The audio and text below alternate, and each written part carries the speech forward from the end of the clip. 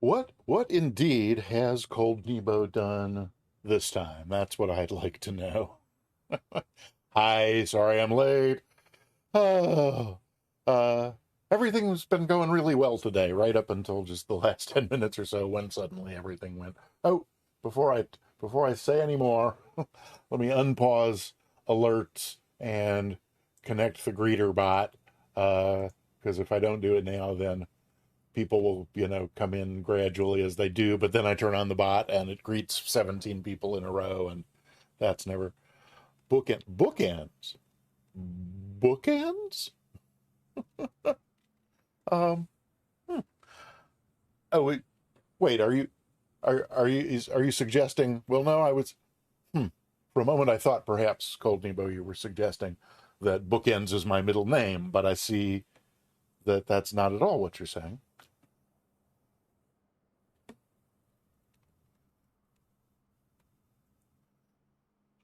Hi. Um, I'm I'm sorry if I look somewhat askance, but my screen is doing something I've never seen it do before. Oh, wait. No, that was, huh. This is very, very strange. It's Noteworthy Nerd. Hi, Noteworthy Nerd. Welcome on in. My screen is doing this weird thing where what you put in the chat, it's like repeated and doubled. It's just like I've never, it's like there's some, I don't know. But that's it. Welcome on in, was what I meant to say. Hi, Cold Nebo. Hi, Noteworthy Nerd.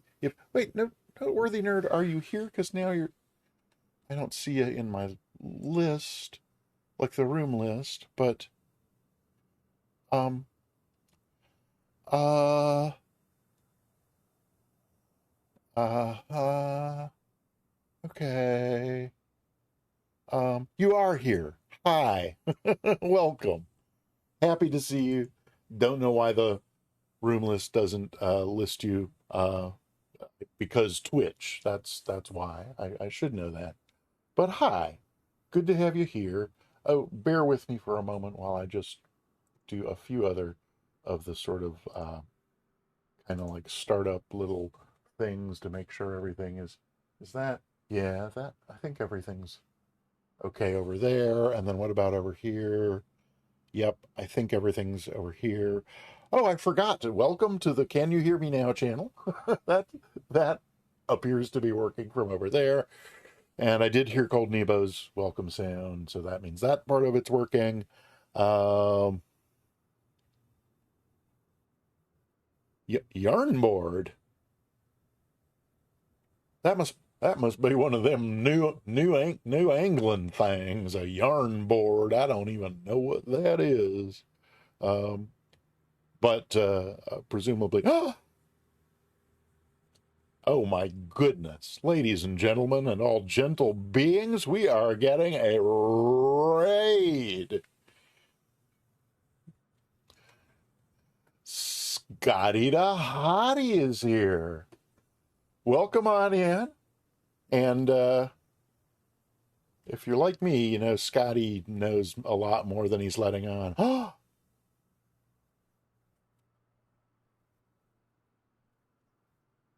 good.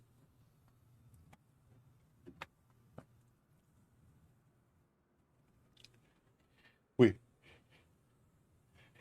we we had a little temporary substitute for that one yesterday. Or Tuesday. I wanted to make sure it's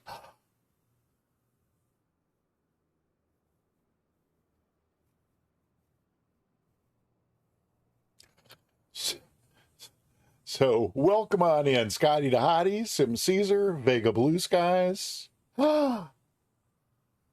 Scotty Bob. Oh, welcome on in, and oh my gosh, it's just the bot is going crazy. Uh, Texas One Flyboy, thank you so much for the resubscription. 5 months all in a row. That's so dear to me. I appreciate that so much, Texas One Flyboy. And Noteworthy Nerd is now following. 41 bits from Soundtrack 78, 2 bits from Scotty Bob. Oh my gosh.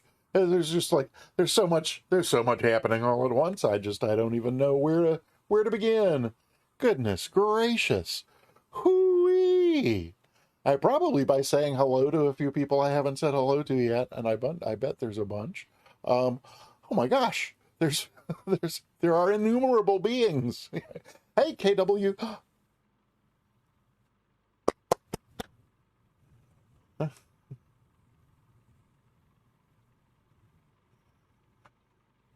I I I forgot. So Texas One Flyboy, welcome on in, and thank you for the resubscription. And I got carried away and clapped there, having forgotten that we learned 2 streams ago, so a week ago on Thursday was when I learned that I'm out of sync with the music when it's a welcome sound or a sound command. So there I was for months thinking I was singing along when in fact I was either singing ahead or singing behind. So I'm going to try and remember not to do that. And I really think that's one of the things that's going to be fixed when the new PC gets here, which could be any moment. There could be a knock at the door while I'm streaming today. Actually, I went back, Soundtrack, I went back and looked at the invoice for the new computer, and they were estimating shipping in 10 to 15 business days, and I got the calendar out and counted, and today is either the 18th or 19th business day. So I dropped them a little email this morning saying, very nice, not in any way upset or anything, just like, hi. You estimated 10 to 15, and I think it's been 18. Just checking in to see if you might have an updated estimate, and I haven't heard back. But so it could be that they're a shifty fly-by-night outfit that just took my money and ran, and I'll never get a new computer. But that's probably not what it is. So who else did I not say? Will's own Nats. Hey, welcome on in. Monster, thank you so much for the 50 bits, and welcome on into you as well. Sim Caesar, did I actually say hello? I don't think I did. I think I let the greeter bot say hello for me. It's delightful to see you here. Happy to have you as always. And as I may have mentioned earlier today during your stream, you are the ibuprofen in my vestibule. So happy to have you here. Because what's a vestibule with no ibuprofen? Let's see. Vega Blue Sky. I definitely said hi. Oh, Club Teak, hi. Happy to have you here as well, sir. Welcome. And Shadow Wolf is here. Great to see you. Scotty Bob, I already fawned over, as anyone would. I mean, it's Scotty Bob, for heaven's sake. And Texas One Flyboy and Arctic Turn, Captain Turn. Welcome on in. Great to see you. Are we? Oh, I'm not supposed to sing along anymore. But I love this one.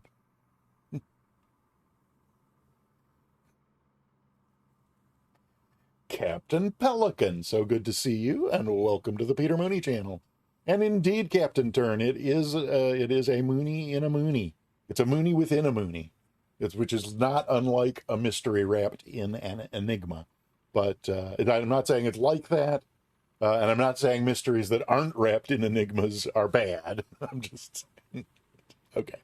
Mark, welcome on in, Tabletop Android. Good to see you. And I kind of feel like, oh, good. So we got a shout out for Tabletop Android. That's a good thing. And Iowa Scotsman is here. Oh my gosh, all the cool kids are here today. Hi, Iowa Scotsman. Good to see you. Welcome. I feel like maybe I'm getting further behind. Finbar is here. Hi, Finbar. Great to see you as well. Oh, I think I may be getting caught up. I may be there. I may be on. Yes, because there's Captain Pelican. I think I'm almost at the bottom of the list. Yes, maybe. Yes. Hi, everybody. I started 8 minutes late, and it's only been another 8 minutes since then. So that's not bad at all. So hi. Is someone creeping into the scene? Oh, is it this? Did this airplane here come creeping into the scene? I think I have name tags off. Oh, and I can't turn them on in that view, can I? What was that? That was something weird. I don't know what that was. But if we go out here, well, did I get the name tags on or not? Usually there are some in the distance if they're on. Maybe I need to click over here before there's the name tags. So then, nope, looks like that's an AI aircraft moving in, creeping into the scene next to us. Oh, I meant to do that before that. All right, now we got a Mooney in a Mooney, and let's get this thing cranked up and get this show on the road, because I got to tell you, I was it's him on floats. Hmm. Um, I got to tell you, I was thrilled and delighted earlier today. It was actually just a little after 9 o'clock this morning. Um, that a Boston Center controller came online, and I've mentioned before with the Boston VATSIM group, when a controller opens up either center or approach, Boston Center or Boston Approach, they have the option of filling in a blank that says how long, what time they're expecting to close.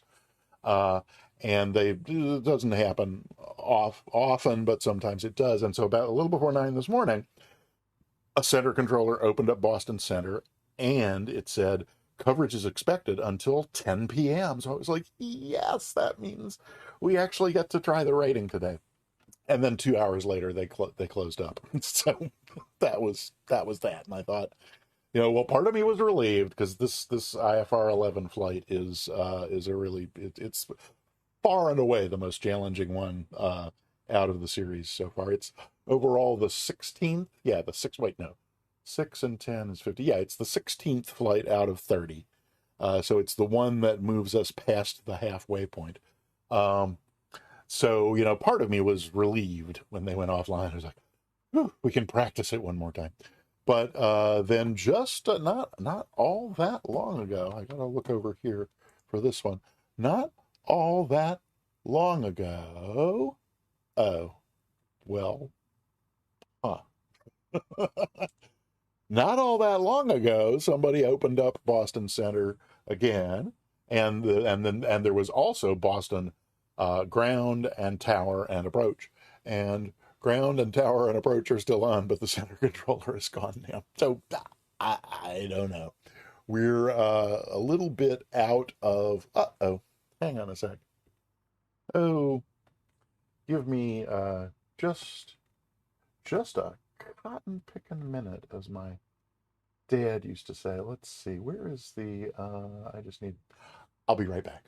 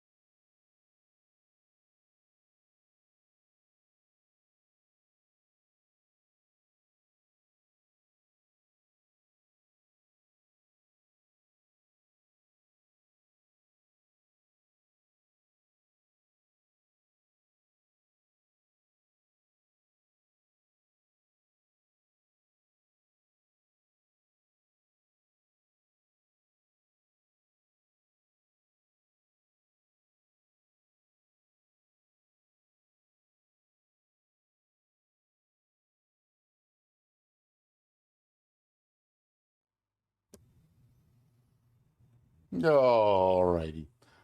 Pardon the delay. Pardon the unexpected delay. It's the old earpiece giving me trouble again. Sorry about that. What was I saying before? Then, in fairness, that was not a digression. That was a minor emergency. Well, maybe not an emergency. Center control. So they were on, then they were off.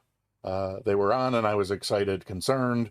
Then they were off, and I was relieved, disappointed. And then they came on again, and I was again relieved, excited, concerned. And now they're off again. So now I'm once again relieved, disappointed. I know it's usually just a flight sim stream, but today is just an emotional roller coaster as well.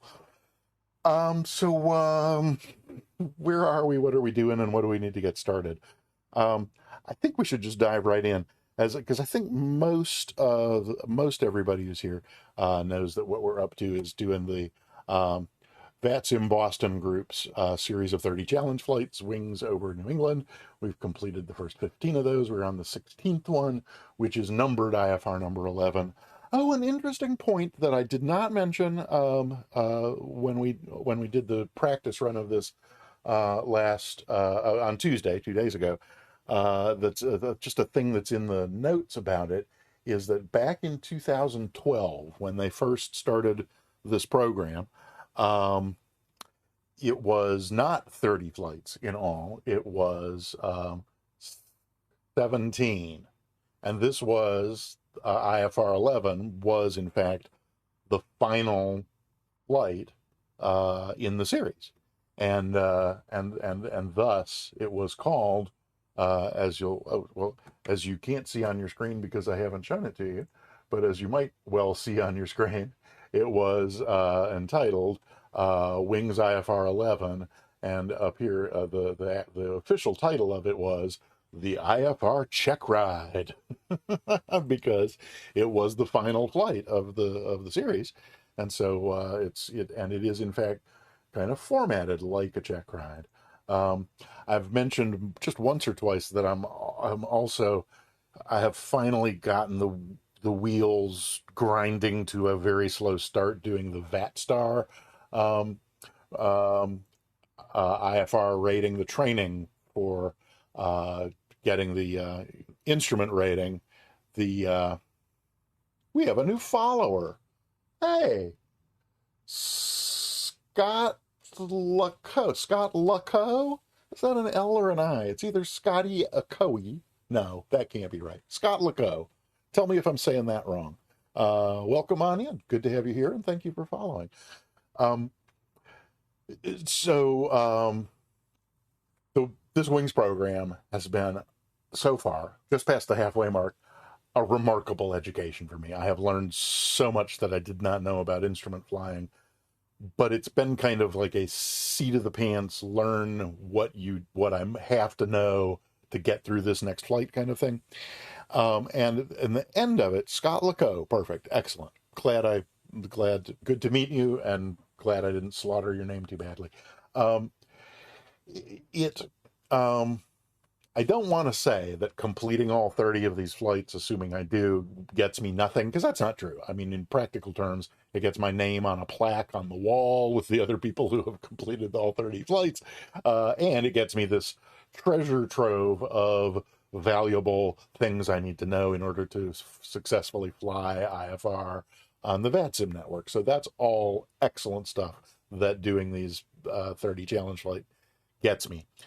What it doesn't get me is moving from the VATSIM P1 rating to the VATSIM P2 rating, so in VATSIM, if anybody can join VATSIM, and when you join, I mean, at the moment that you join as a pilot, you are given a P0 rating, meaning they don't know anything about your piloting experience. And then the successive pilot ratings, P1, 2, 3, and 4, P1 is equivalent to having a real-world private pilot license. P2 is then a real-world private pilot license plus instrument rating. P3 is the commercial rating, and P4 is ATP, airline transport pilot rating. So they're roughly equivalent to those real-world licenses and type ratings. So that said, so beyond successfully completing these 30 challenge flights, it's also my goal to get my VATSIM P2 rating. Um, and so, oh, absolutely, Cold Debo. Well, so here's the thing. The way that you achieve a P1, P2, P3, P4. First of all, if any real world licenses or ratings that you have, there's a place on the VATSIM website where you can submit copies of your paperwork, and then they will grandfather you into whatever level. So when I first joined VATSIM, I followed those links, sent them front and back copy of my PPL, SEL from 20 years ago. And even though my medical's not current, they don't care so much about that. So they granted me the P1 rating based on the fact that in the real world, if I could get a current medical, I could go flying. Um, well, obviously a recent occurrency check, and et cetera. But that would be a digression, so we're not going there. So uh, if your day job is airline pilot and you also enjoy simming and you join VATSIM, you send them in your paperwork and they give you a P4 because you already have that in real life. So in my case, because since I never got my instrument rating or even pursued it in real life, I can pursue that within VATSIM. But in order to get the rating in VATSIM, you have to, essentially, you have to, just like the real world, the essential elements are that you pass a written test and you take a check ride. And so any training provided toward those, as well as then proctoring, if you will, or administrating the written exam and a DPE to fly your check ride with you, those services have to be provided by an ATO, which is a VATSIM authorized training organization.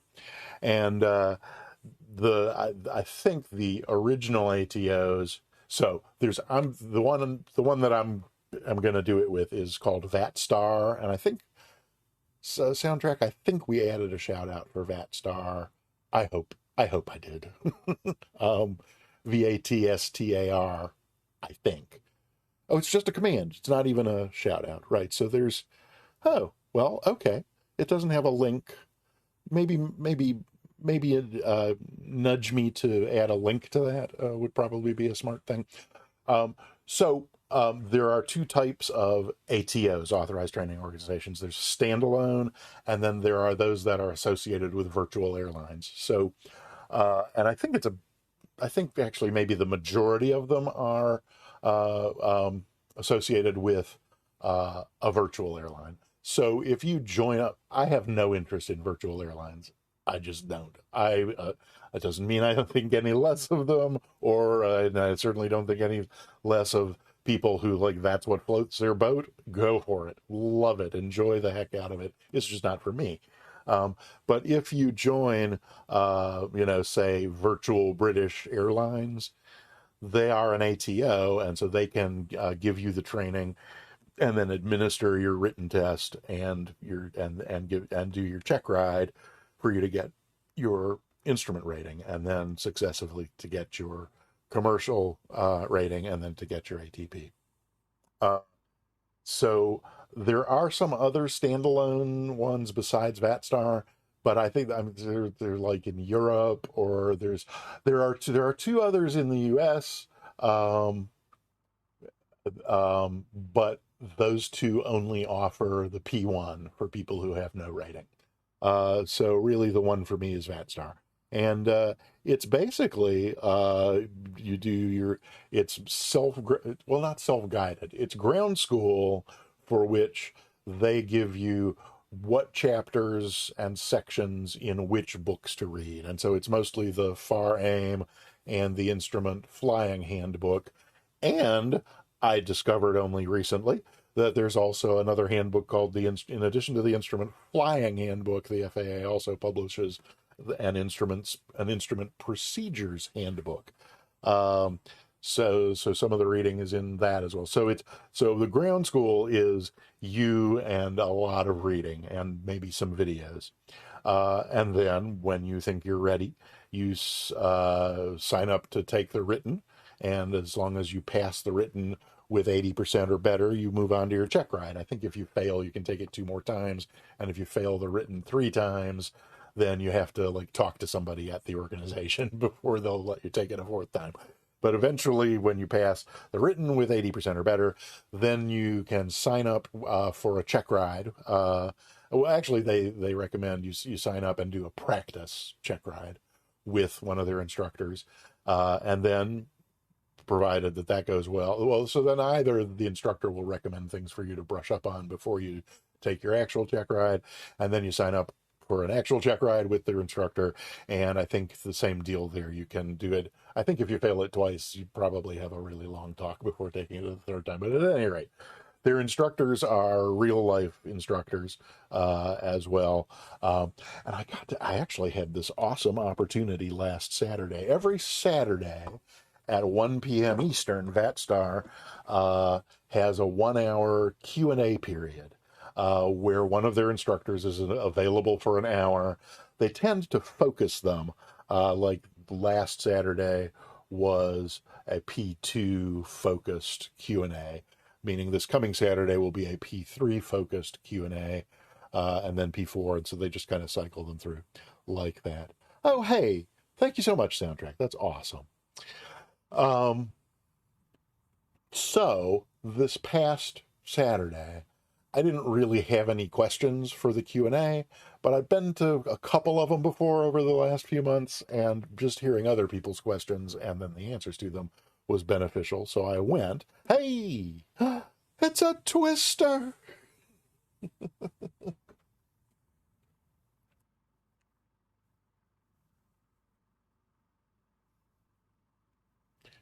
Welcome on in, Spundot.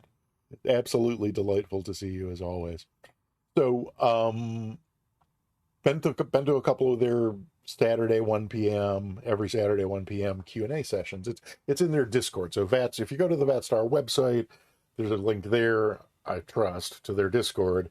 But these Saturday 1-hour Q&A with an instructor things, had been to a couple before, and they were helpful just hearing other people's questions and the answers to it. So I went this Saturday, and I made a point. Sometimes I missed, but I made a point of going this Saturday because it was a P2 focus kind of thing.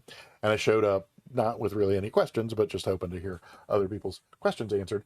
And I was the only person who showed up other than the instructor.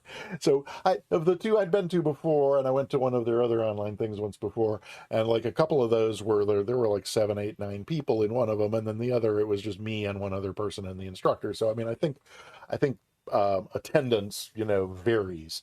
But the last Saturday was just me and this instructor, and I told him, I was like, I don't really have any questions because I was just going to listen to other people. So he was volunteering his time for an hour, and so I mean he could easily have just said, okay, well, if there are no questions, I'm just going to start my golf round an hour early, or go do the dishes or whatever. But instead, he started asking me questions. He was like, okay, well, tell me a little bit about what's your experience on VATSIM. And so by the time I had answered a couple or 3 preliminary questions, he turned his questioning of me to specifics about my, hey, it's Kathy's clown. Hi, okay, thanks, bye.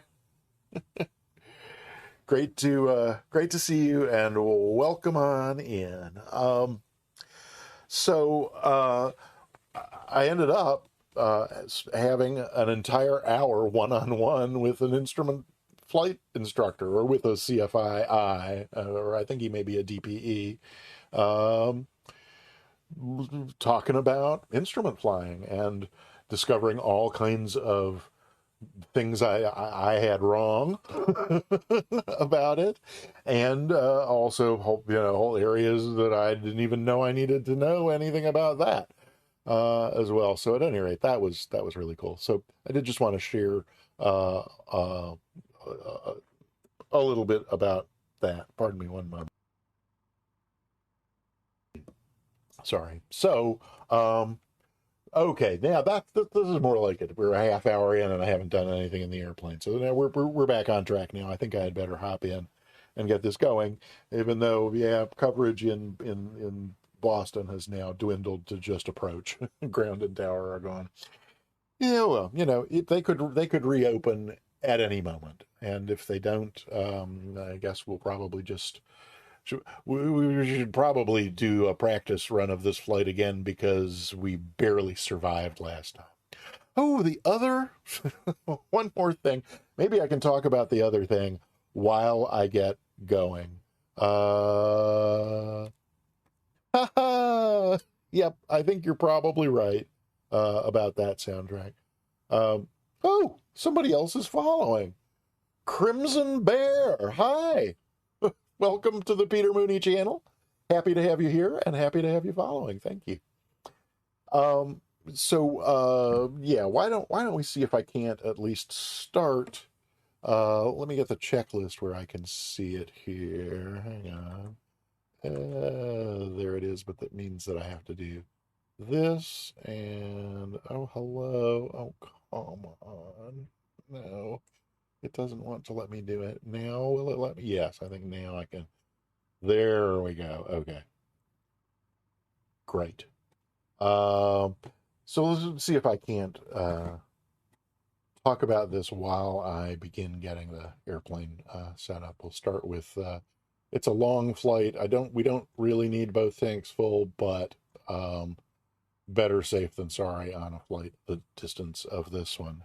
Ho oh, sorry. Yes, thank you. Sorry. Sorry, thank you. Thank you, sorry. Okay. There we go. So gonna fill the tanks, and that all looks fine. This is a little bit of weird here where this is overlapping. This is what I was seeing in the chat window earlier, where the person who came in, noteworthy nerd, the first time they chatted, okay, never mind. A digression within a digression. So there's some fuel. Just make sure live weather is on. Oh, it's not. We need live weather for sure. It's a gorgeous day anyway, up in the New England area. Okay, so that's that much of that. Let's go ahead and get the GTN 750 in here.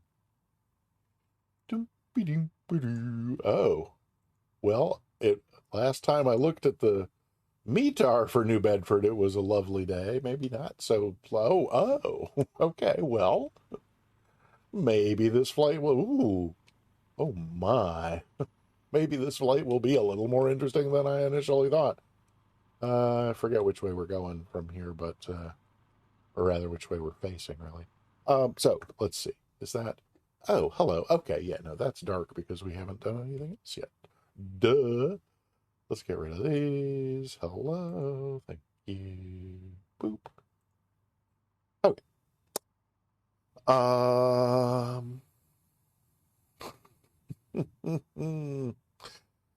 Okay. I deserve that soundtrack. That one was well deserved and well aimed. Okay. Controls free and correct. Why don't we start there? Because my chair won't move. That's why. Okay. Ah. So, what do we got here? We got elevator, we got aileron, and we got rudder. Those are all working nicely. Now, will my chair move back? We'll see. No. It's another thing that's getting fixed when the new computer gets here and I tear all this down and rebuild it from scratch for the fourth time. Okay. Controls free and correct.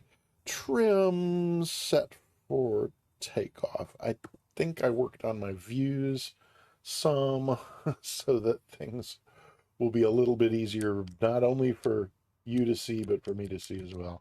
So there's trim set for takeoff, and flaps up. Those are both good. Speed brakes not deployed. That one's not, so that one better not be. That's a good thing. There's a parking brake on. Oh yeah, I had to restart the sim 3 times before we got going here. And one of the reasons for that was, oh man, it's still my parking brake.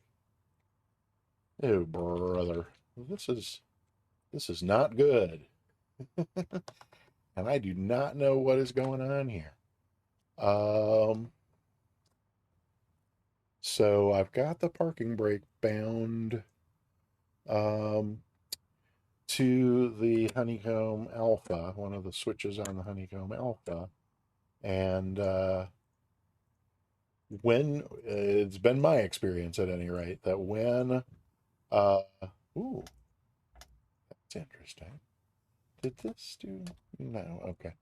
Um, Once you've bound a switch um, to one of those, so like the pitot heat is a good example.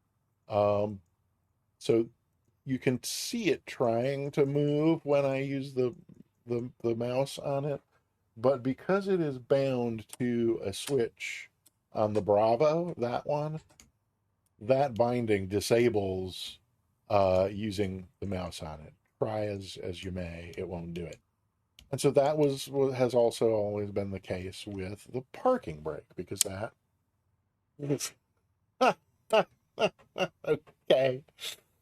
I really think I am not losing my mind. I think we all sat here watching this not be activated by the switch on the Alpha a moment ago. So who knows? Maybe it was maybe there was some I don't know. I'm not going to speculate because I'm not because we have bigger fish to fry. Oh, well, including parking brake on. Now I don't know. Did I leave it on or off? There's parking brake on. Whew, okay, if we put that amount of time into each checklist item, we will be off the ground probably by like cocktail time Saturday. That will be lovely. Okay. Where are we? Parking brake on is where we were. Fuel selector. Keep doing that. Left side. Yeah, we're on the left side of the clock now. That's fine. Um, Prop, pull forward. Now let's see. I thought that didn't I have a, yeah, okay. Prop, full forward, mixture idle cutoff, altimeter set. I'm going to use the B key because I can't be arsed, as my friends in Britain say. And that looks like field elevation to me, so that's good enough in my book.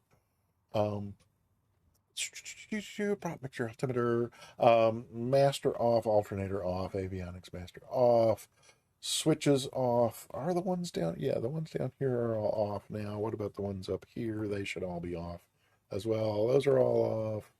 And gear is down. Well, duh. All right, so we can move on to engine start. Let's do that. Oh. uh, oh, Coaster Royalty. Hi, how are you? Welcome on in. Good to see you. Uh, wait. What's between? Wait. What about the Bravo? Switches are bound. Same as the Alpha. Keys. Yeah, no, it's actually, I don't think anything on either the Alpha or the Bravo is still bound the way it came out of the box because I didn't want any of that. Well, no, that's not true. So like the master and alternator and avionics, but yeah, but it's got the like two. I guess a lot of planes have like a bus one and bus two for the avionics. So none of the planes I fly do, which gave me an extra switch, which is where I put the parking brake because I didn't want to go all the way over there and hunt through uh, all those for the thing that I used. So at any rate, um, what is between K Thanks Bye and me? Okay, I guess I don't need to know that, but hey, K Thanks Bye. You entered the giveaway. That's great. Um, how many do we have? Have you gotten yourself a ticket for the giveaway? Only 6 people have entered the giveaway. I don't know why. We got 41 people in the room at the moment, and it's there. It's there for you to. What is going on? Okay, sorry. um, engine start checklist. That's what we're doing. Throttle. And somehow I left that view again somehow. Ay, ay, ay. Oh no! We got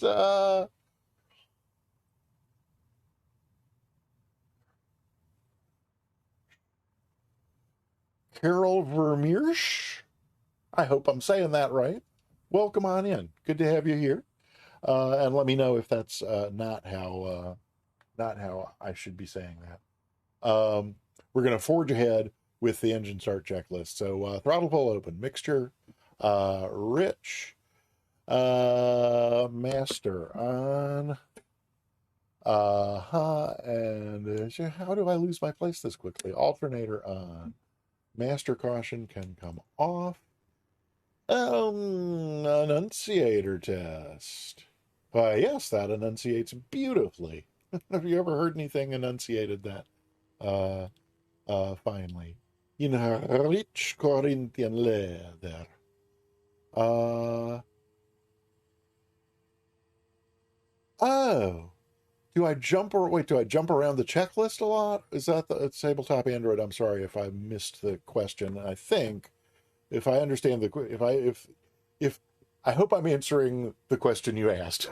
But what I did was I had several different I had checklists from several different sources for the Mooney, and so essentially what I did was just amalgamated them and put the steps in an order that made sense to me, cross-checking those with the POH Pilot's Operating Handbook to make sure I wasn't doing anything that was going to harm the airplane or cause unneeded maintenance. But so it's a personalized, customized checklist, so I don't have to skip around because it's in the order that I want it in, and I adjust it from time to time. Right. So Master Caution off enunciator test. Beacon on.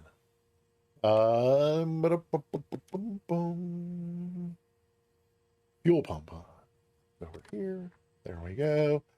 Um, Throttle we were actually supposed to open the throttle before we started all that, and there must be something magical about having it sit open while you do those other things for a minute, because all three of the different ones that I started with had you do that. So I don't know why. So throttle back to idle, then we lean out the window and holler, clear prop! And then we can crank it up. So let's do that. Have I forgotten something? Has my battery gone dead? That would be horrible. I thought I had everything off while we were sitting here. Wait, don't I hear the fuel pump running? I don't hear the fuel pump running. We have a dead battery. Let's see if I can do anything about that in the EFB.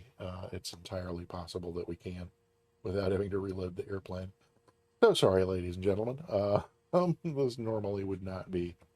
I was sure everything was off.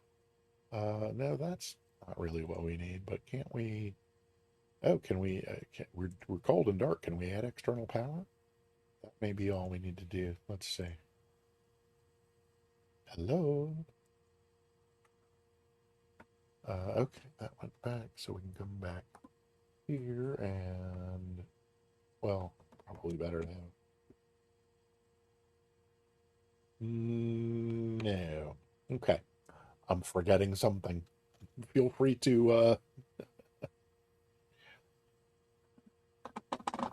oh yeah. It's I definitely I there are plenty of planes in the sim that I love, and for at least for the period of going through this program, we started in the Warrior. We did the first 6 or 8 flights in the Warrior, and then we switched over to the Mooney because they recommended something a little faster. And I'm sticking with the Mooney until I think a little further into the program. We're going to have to settle on something faster still. Remains to be seen what that might be. So, um, master and battery are on. Uh, oh yeah. So, nothing's lighting up with the avionics master, so it's definitely the battery. But come on, I connected the external power unit, did I not? Uh, so what's the? These don't only work if the plane is stopped on the ground, systems and engines off, and parking brakes in. Well, all systems and engines off. So if I turn this back off, then come back over here and turn this stuff off. Those fuel pump. I hear stuff shutting down when I switch it off. Maybe there's something else I'm missing, but I don't think so. So that's all systems off. And that's parking brake set. Yes. Parking brake set. So that should meet the criteria for connecting this. Tow bar, pilot, co-pilot, co-pilot door, baggage door, static elements. We don't want any of those. I mean, I kind of hate to control E it or do one of these, but I will if I have to, darn it. So let's come back over here and try that one more time. With, let's see, what have I now undone that I need to redo? I need, it might have been that I guess I should not have had the mags should not have been on through that whole opening thing, but there's master and alternator. And then what else is fuel pump is good. I don't think we need anything else to be on when those are where they need to be, that's where it needs to be, and then nada. Okay. So, so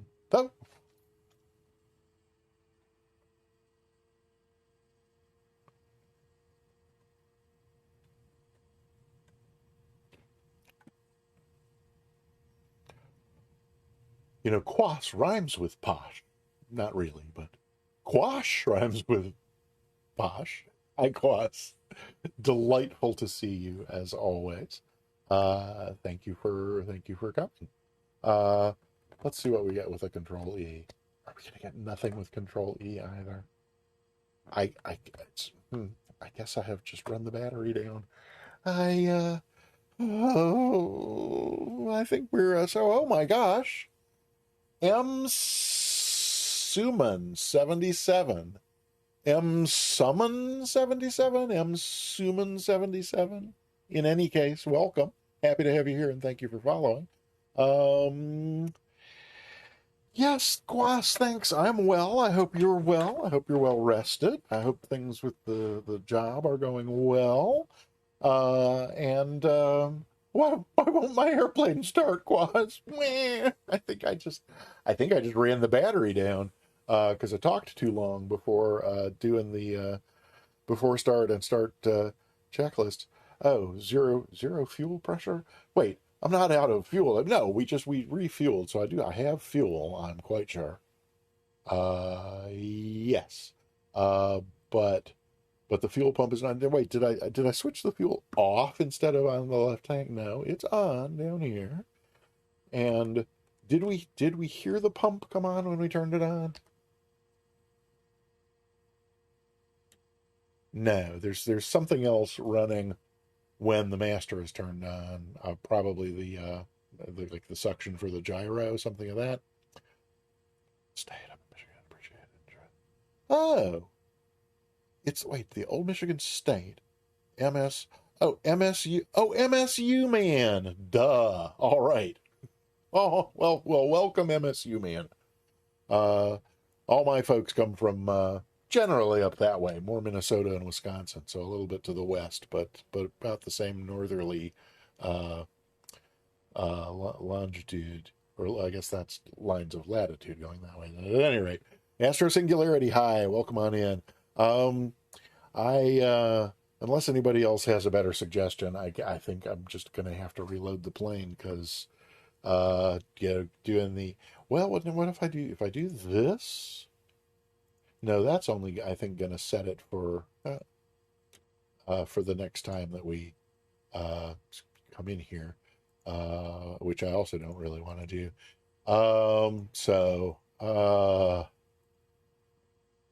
I think I'm just gonna have to reload the airplane. Wait, what the heck was that? I did not touch anything, and something just happened. What just happened? It wasn't it wasn't anything coming magically to life. Yeah, sorry. We're just gonna be could the controller be conflicting it? Which controller? Um, we had some other wonky stuff with the like the Bravo. The pitot heat thing gives you anxiety. Yeah, those are. I didn't check those switches before loading in, which I normally would do, but we're just gonna get everything reset to the way that it ought to be in terms of the Alpha and Bravo for us to restart. And we're not going to restart the sim, I don't think. We're just going to go back to this space right here and do this and see if we can't load back in relatively quickly. Oh, the Xbox controller messing things up. Yeah, go to the config and zero them out and unbind them. I have never had anything like that. I don't use an Xbox controller. I use the Alpha and the Bravo from Honeycomb for the uh, throttle quadrant and yoke quadrant or whatever you want to call that thing. And then I use an old joystick for controlling the drone camera. And then I also bound all the slew commands so that they work the same way the drone camera does, and also all that's on one joystick. But unless we were in slew mode without my knowledge, that controller should not have come into play at all. Okay, here we are, back where we started. Let's quickly go here and put the GTN in the panel. I don't think I have to restart that manually since the sim was still open, but we'll see. It switched the bezel out, but we will find out shortly. So let's get these out of here. And let's just go back through uh, from from the very beginning. Well, controls free and correct. I'm going to trust that those load for this time. Trim set for takeoff. I just like it a few clicks north of where it normally starts. Flaps are up. Speed brake retracted. Parking brake set. Here's where it all started to go wrong. Let's see what happens this time. Woohoo! Right first try. Fuel selector on the left. Lovely. Throttle closed.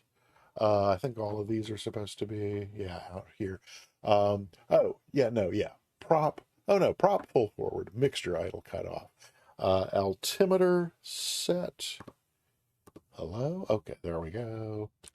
And yep, it's looking right. I mean, it's at the, I've not checked the pressure, but that's our field elevation. So we're going to let that go for the moment because we will be checking it again shortly. Altimeter, master off, alternator off, avionics master off, switches off. Are they all off down here? I can't quite see. I think so. Yes, those are all off. And up on the upper panel, those are all off. Excellent. And breakers not modeled by Carinado and gear down. Okay. So now we can go to, hey, oh my gosh, Jumperman resubscribing 4 months in a row. How sweet it is. Thank you so much, sir. Delighted to have you here and delighted to have you renewing your subscription. You're the oh my gosh. Oh,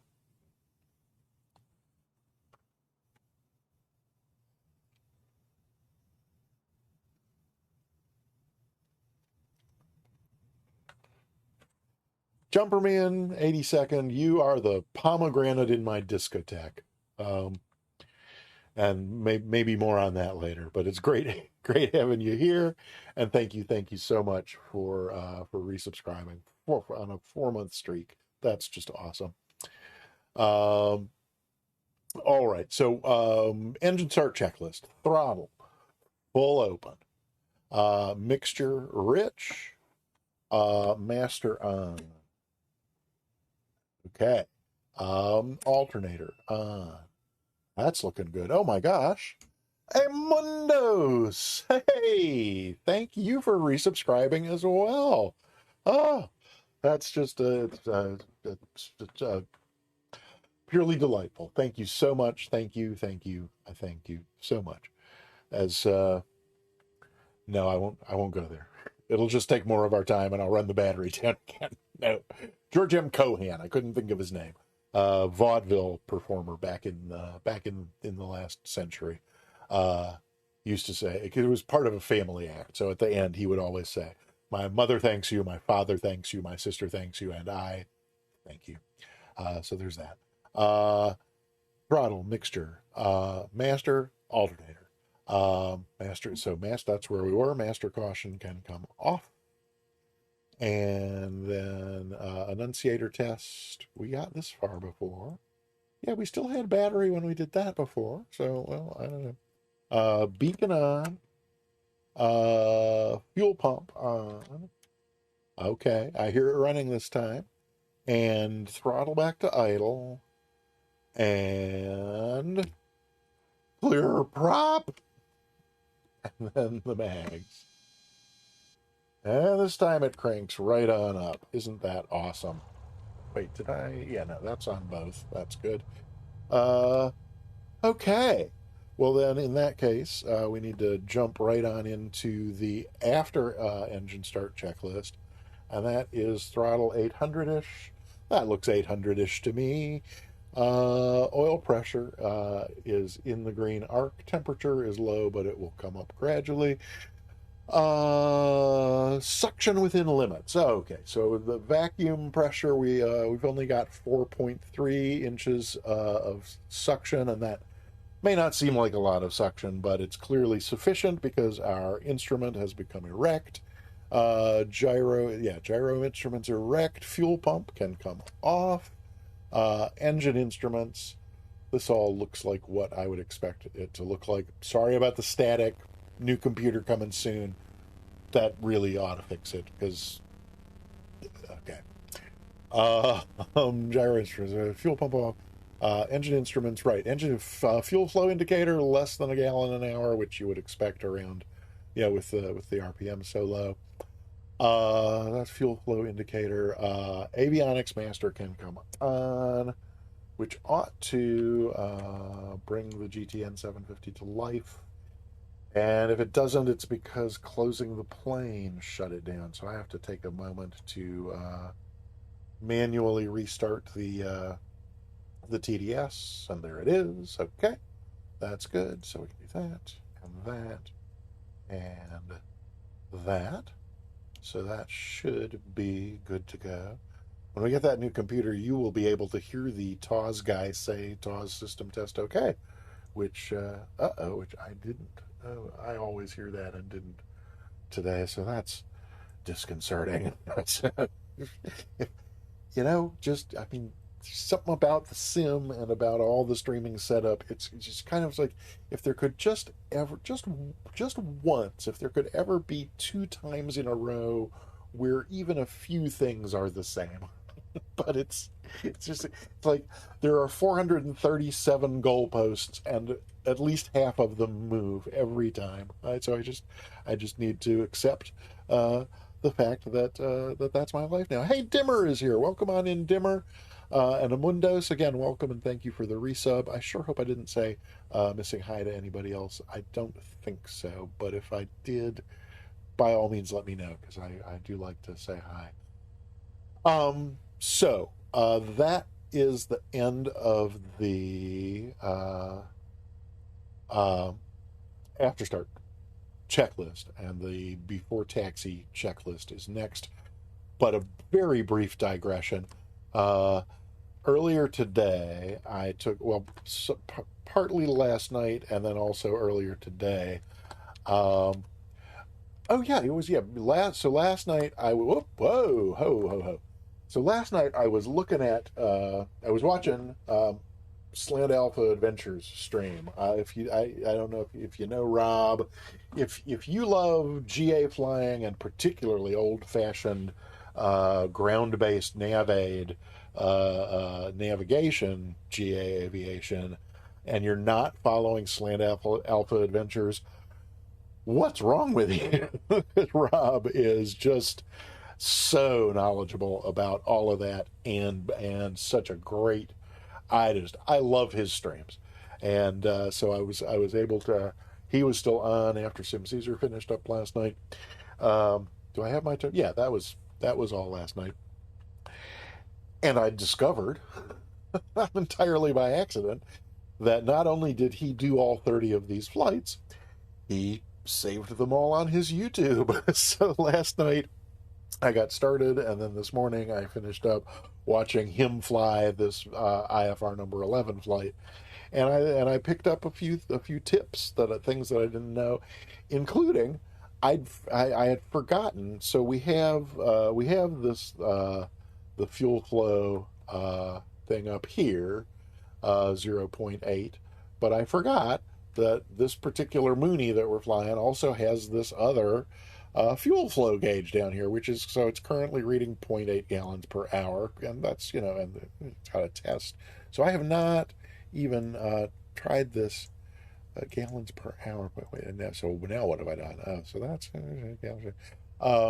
so it has gallons to destination, gallons reserve. I'm not sure. He flipped one of these. Oh, okay, there we go. So apparently, so that's time. You can set this to get how much time you have remaining. So maybe that's what. Okay, so I'm not really sure what all of this. We'll play with this in the course of our flight today, but it was cool to have that pointed out to me. Hey, Mariner Hallie, welcome on in. Good to see you. Yeah, I think we're about to. I think we're about to get underway here. We're up to the point of before taxi checks. Just another quick look at Boston VATSIM, and no, approach is still on, and their territory just does not cover far enough out for. Let's see if we go to charts. Is that charts? That's charts. Let's see if I can get myself to charts so I can see what you're seeing. Oh, right. So that's on the IFR low map and zoomed in so close that nothing else is appearing. But so there's Boston, and so I mean the Boston Bravo comes, well out in our direction, but Boston approach extends further than the class Bravo, but it doesn't come. It doesn't.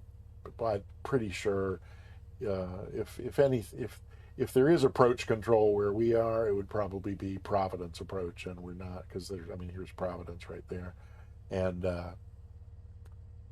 so I don't think there's any point in trying to call up Boston approach and ask them if they happen to cover the area where we are, and even if they did, they don't cover all the way up to our alternate of Portland, Maine, which is where this flight ends up.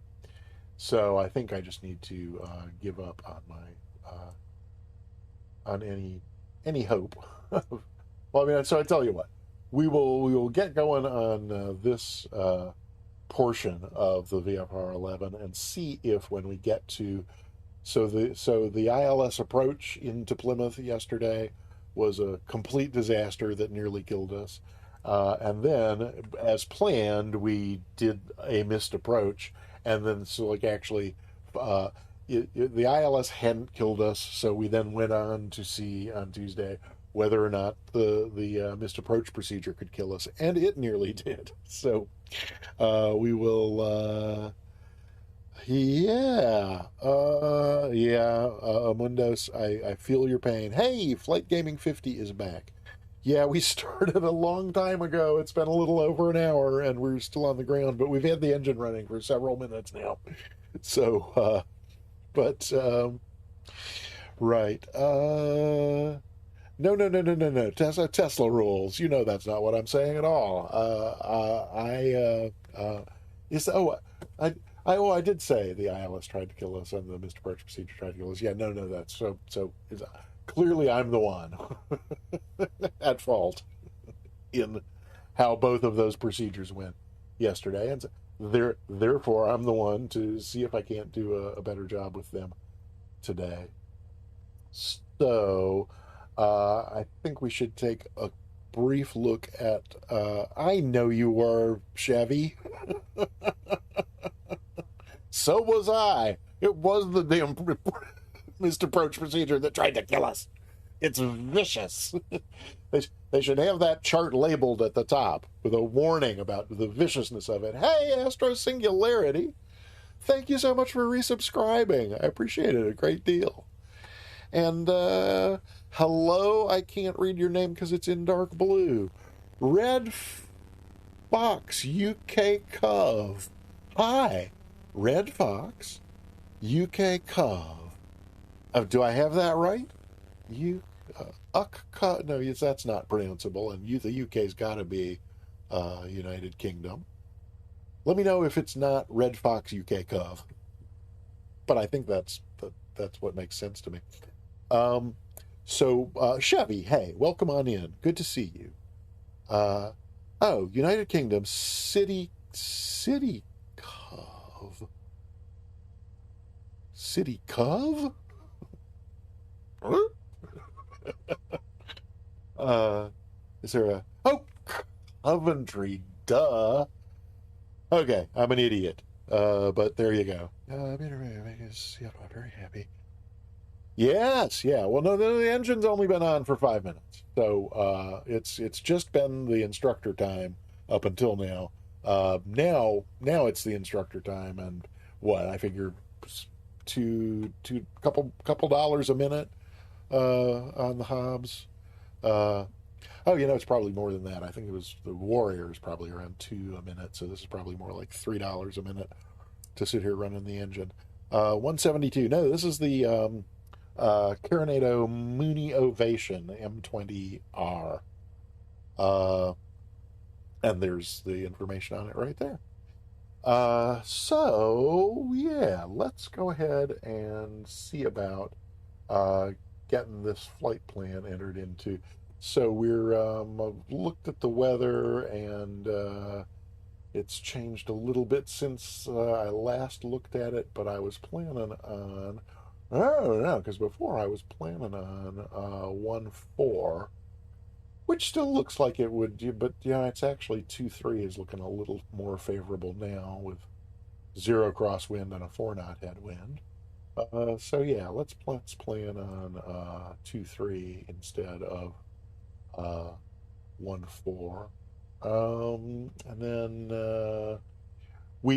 because the exercise calls for the ILS runway 6 in Plymouth, that's what we're flying. So we lucked out. The winds seem to be favoring that today, but even if they weren't, since we're planning that ILS and then going missed, that would be the plan. So let's go back in here and see if we can't put that into the GPS. Right here. So that's where we are. I think this should still be in here from the other day. Yes.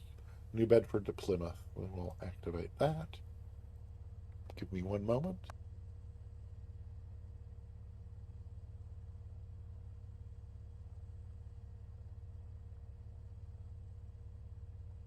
Okay.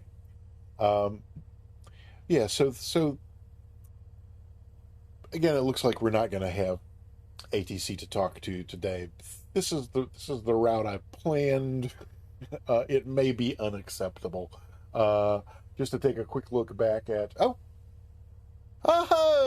planet neutral.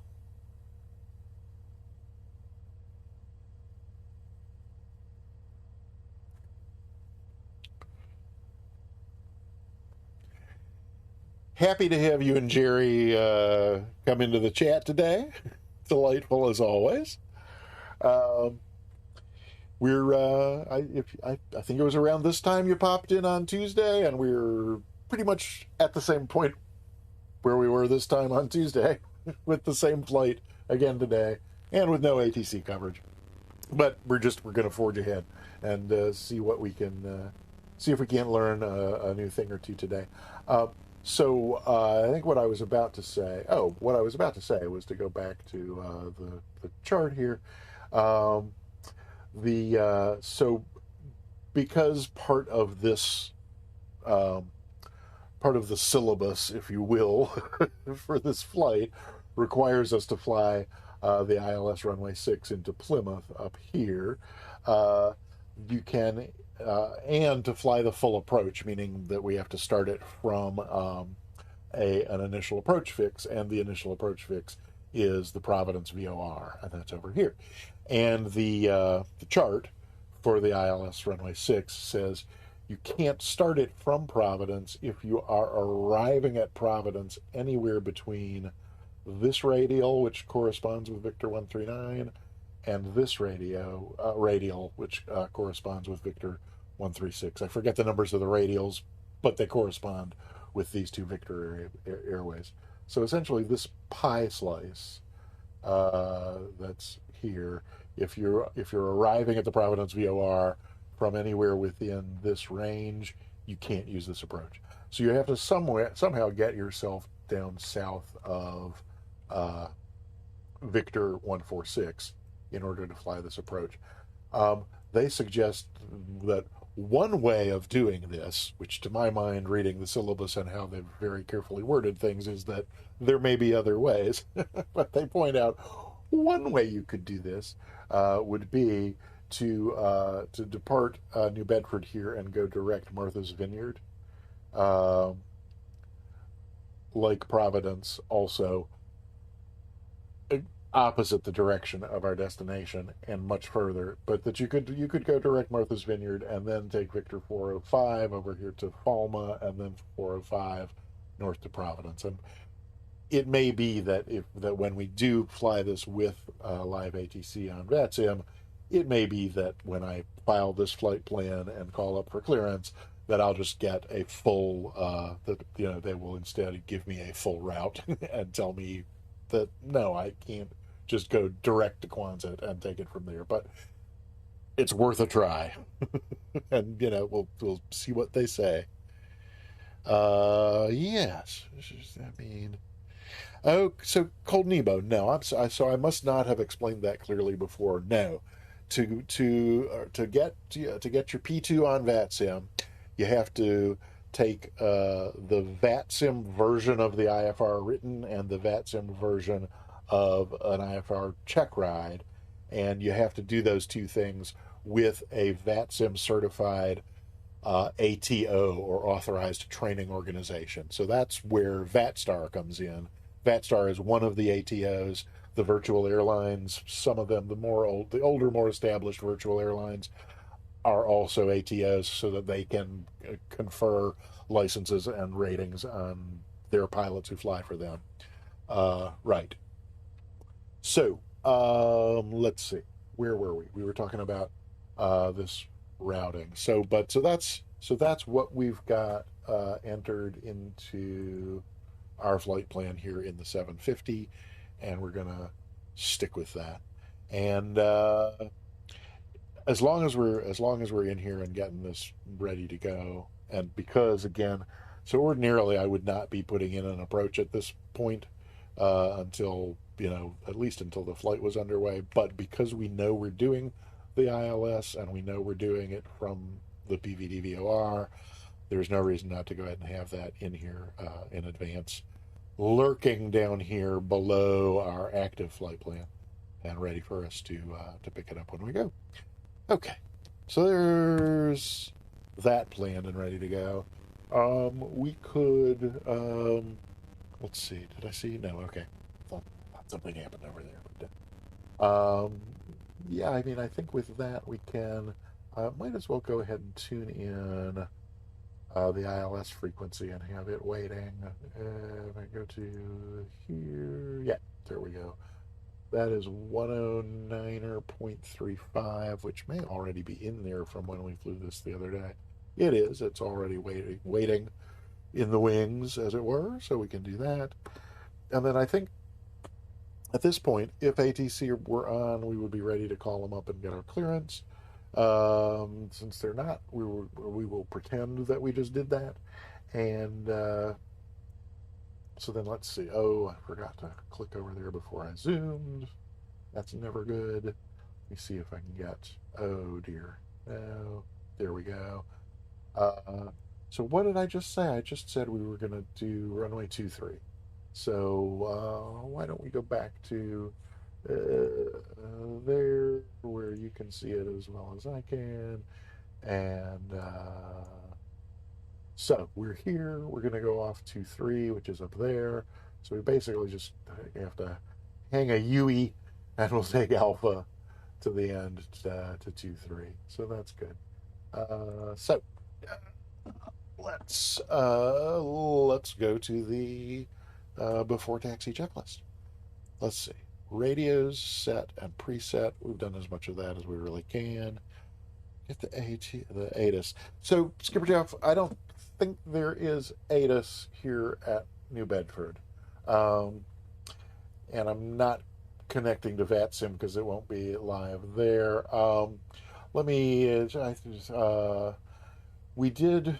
I looked at the METAR a while ago, and I haven't looked at the update beyond the winds, but it's not a bad idea to get the.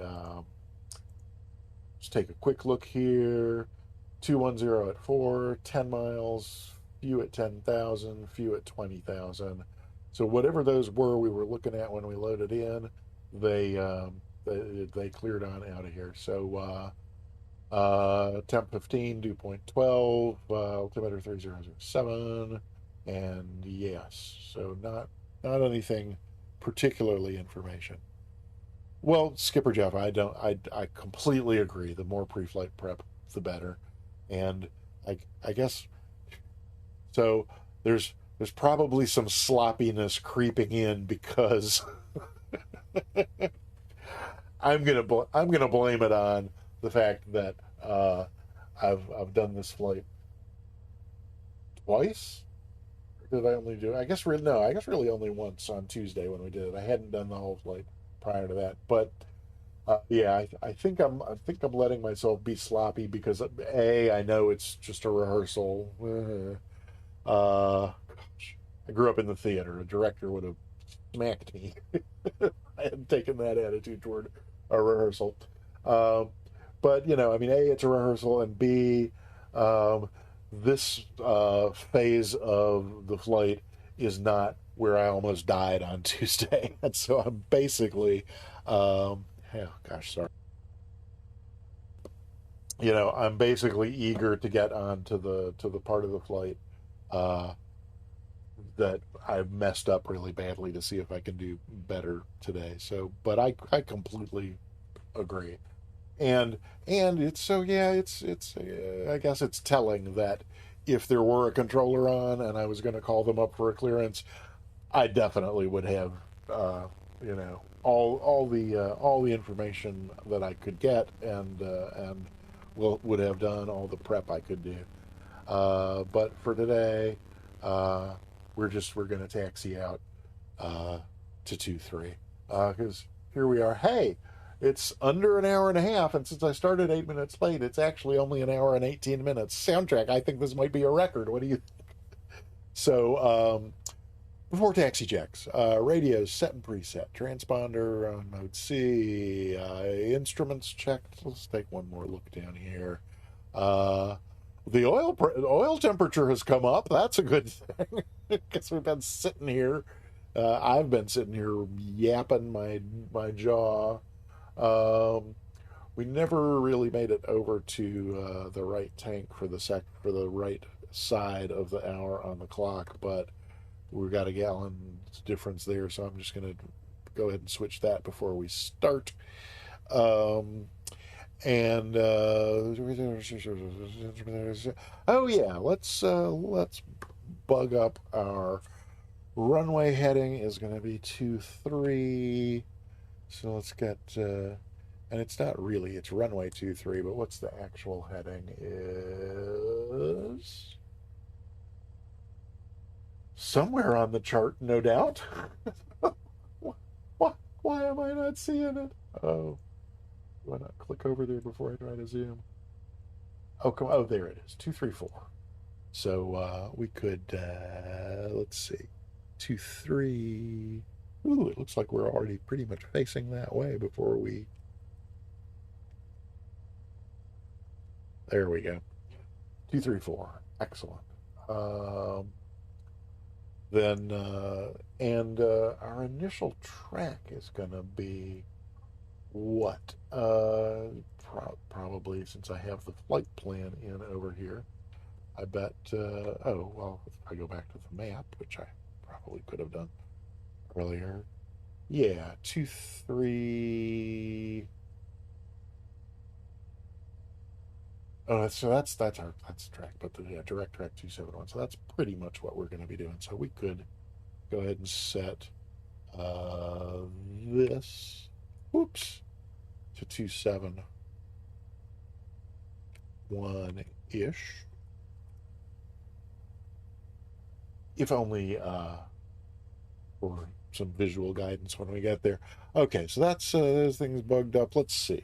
We can do landing and taxi light, nav light, recognition light. Those are all ready to go. We'll save the strobes for when we cross runway 14, and then when we enter the runway to take off. Okay, parking brake off.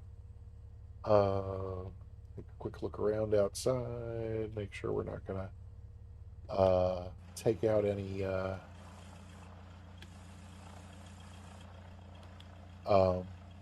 inclined Americans. Is that what we call them? Soundtrack? I don't remember. But let's so let's see if we can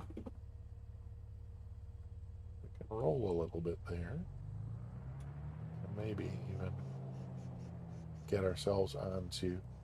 So again, if we were doing this with air traffic control, we would have called for our taxi clearance, and if we were doing this on VATSIM without air traffic control, we would be talking on the CTAF. But as I indicated, I'm in a sloppy mood, and I didn't, Skipper Jeff, and of course you're not a pain. Of course you're not a PETA. Um,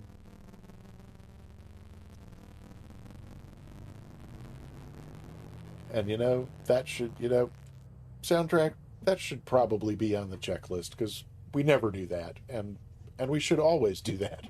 So if you wouldn't mind just jotting down a quick note for me. And yes, well, while you're at it, soundtrack, falafel all around. Falafel for everyone who's been patient enough to sit here and watch me, fumble my way through this. Falafel for the guys doing upside down donuts on the ramp. Muendo, meow, and welcome on in. Good to see you. We're just kind of very casually. Oh, look, we're very casually heading for the wrong runway at New Bedford. Pardon me one moment. Pardon me while I hang a right and, as they used to say on Monty Python's Flying Circus, start again. That's exactly what we're going to do. We're going to head on back over onto Alpha here, and then when we get I'm sorry, this is Bravo. That's where we went wrong, because this is not Alpha. This is Bravo. I thought I knew where Alpha was, and I didn't. So we're on Bravo now, and our next right up here should be Alpha across 1432, and then we will. Oh, Mark, that's hilarious. And no. Oh. Well, he picked an interesting moment to just lurch from a standstill to that was exciting. It's exciting. Oh, and now over a runway completely different. Yes. Okie dokie. Here we go. Sorry, soundtrack. I'm very, very sorry. And oh, that's Mariner Halley. Hi, Mariner Halley. I got to do something about uh, the Twitch screen fonts. There are some that just I can't read. It puts some people in dark blue, and the only way I can read it is to swipe to highlight it. Okay, we'll go around this person. But this is indeed Alpha, and we are going to hang a right to get ourselves heading to runway 23.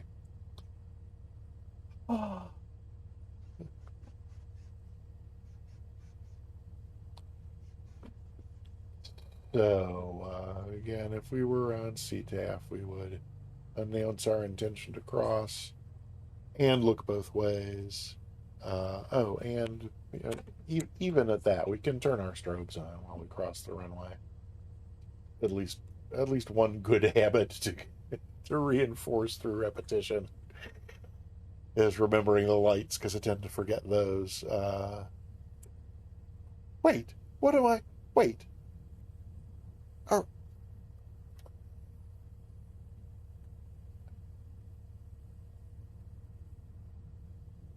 have I completely lost the thread?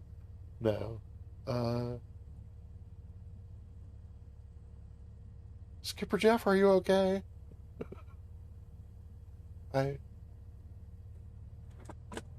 I think we're having a jovial, joking around kind of session, but if there's something other than that, by all means, let me know.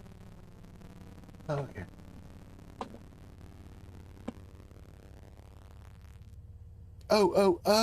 Oh. I just, for some reason, I don't recognize that one. I thought I thought for sure I would recognize any not even direct quote, but allusion to pretty much uh, any Monty Python routine, but apparently not. Something's happening. Oh my gosh!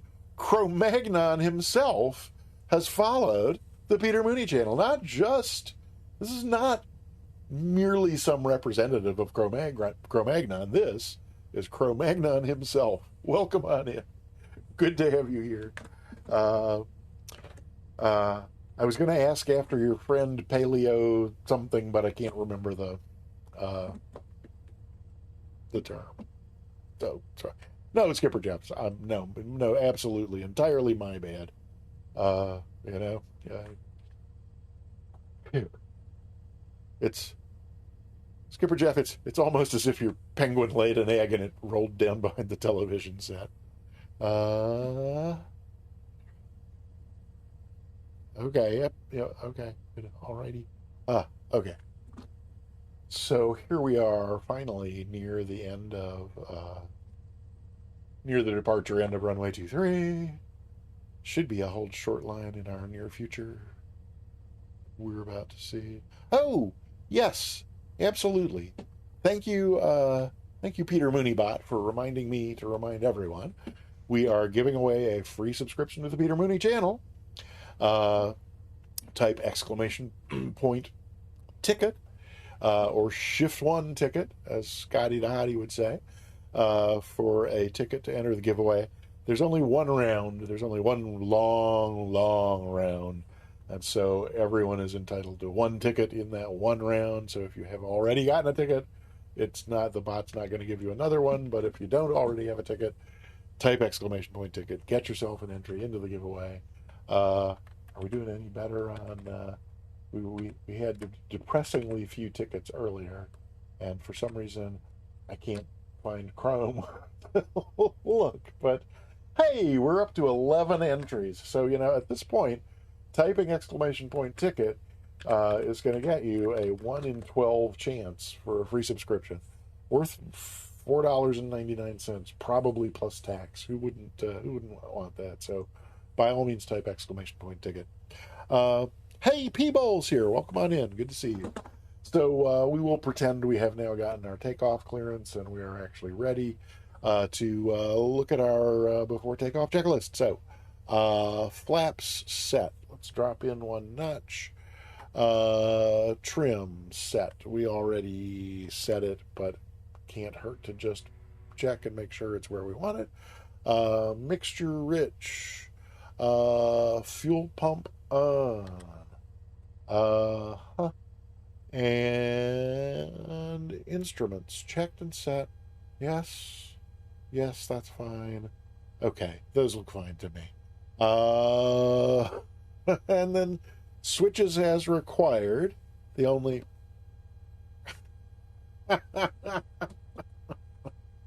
that's I think did I talk over I think I was talking over that. That might be worth repeating.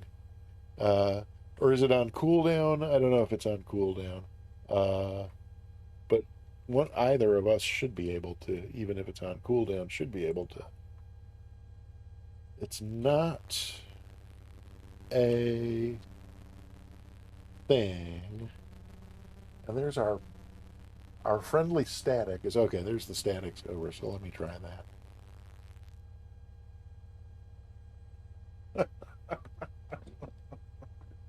I couldn't resist grabbing that last night.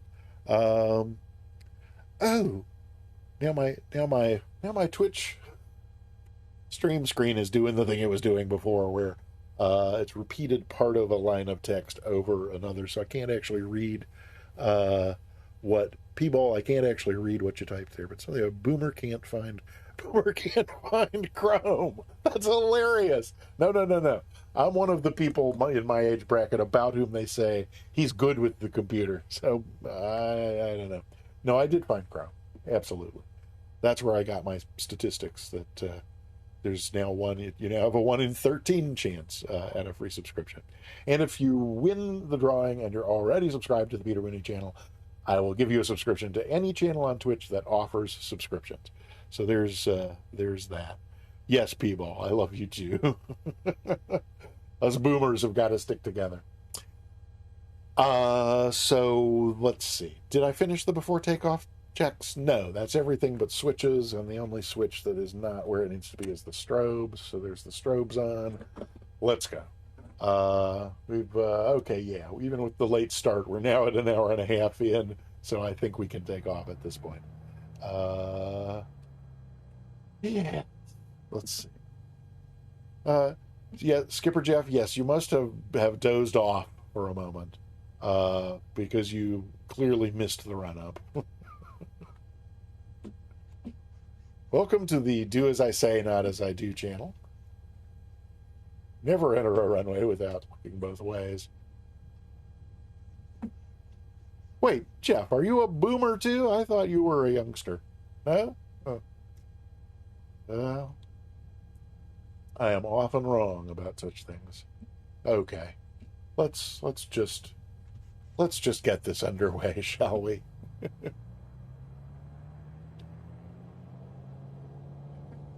Okay.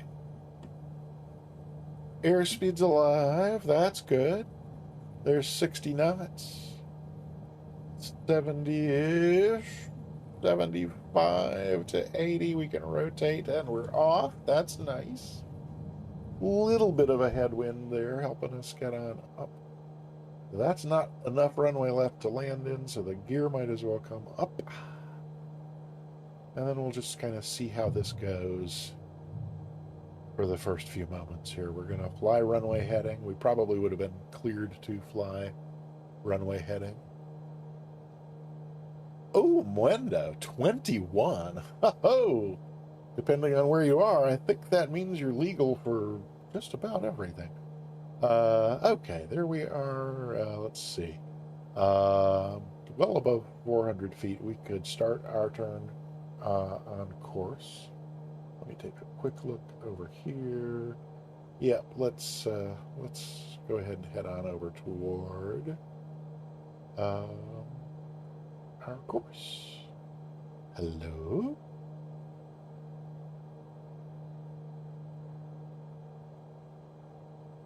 And we've got a good rate of climb going. We can take the flaps up. Oh my gosh. Whoopsie.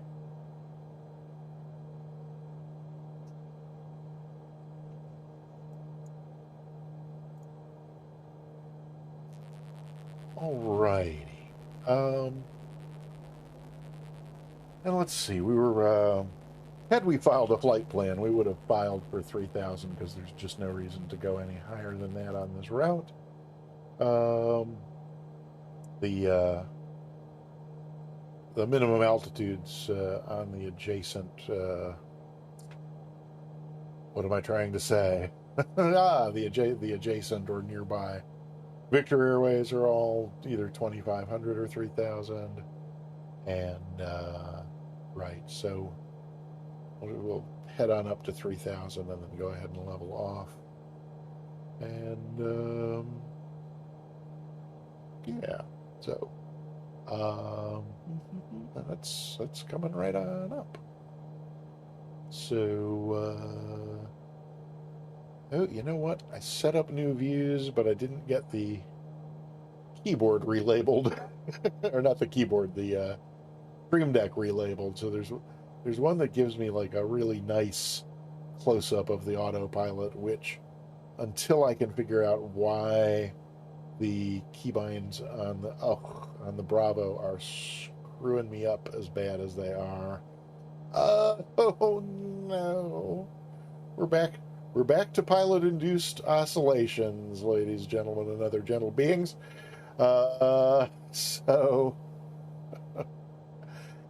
I think I need to take a week off and just lock myself up in this room and do nothing but fly this airplane, like 16 hours a day until I can get back some kind of facility at being able to get it at the very least trimmed for straight and level flight. I give up. I'm really ready to give up here.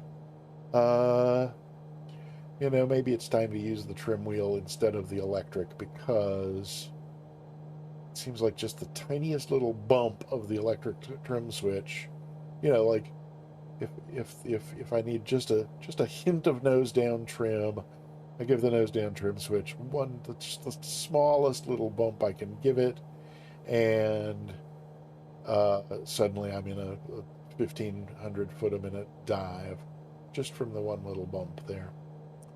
So, let's see. We seem to be...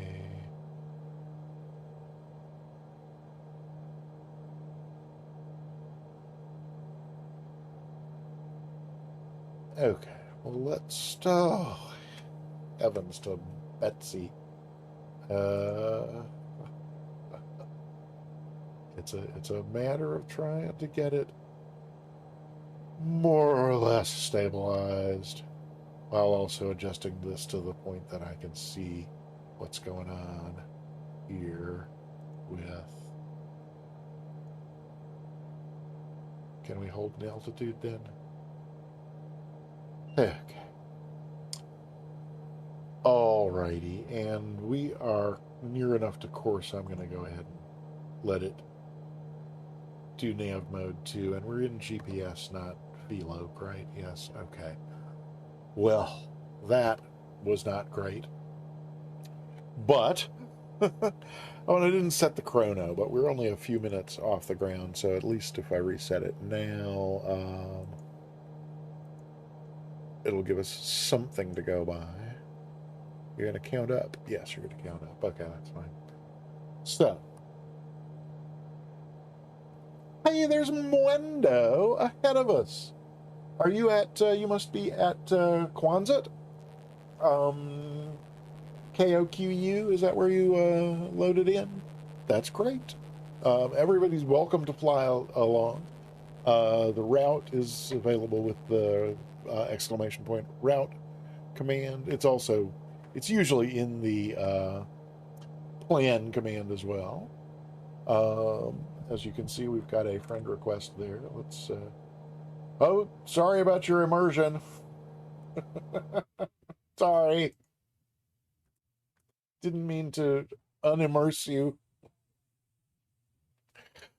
Let's see.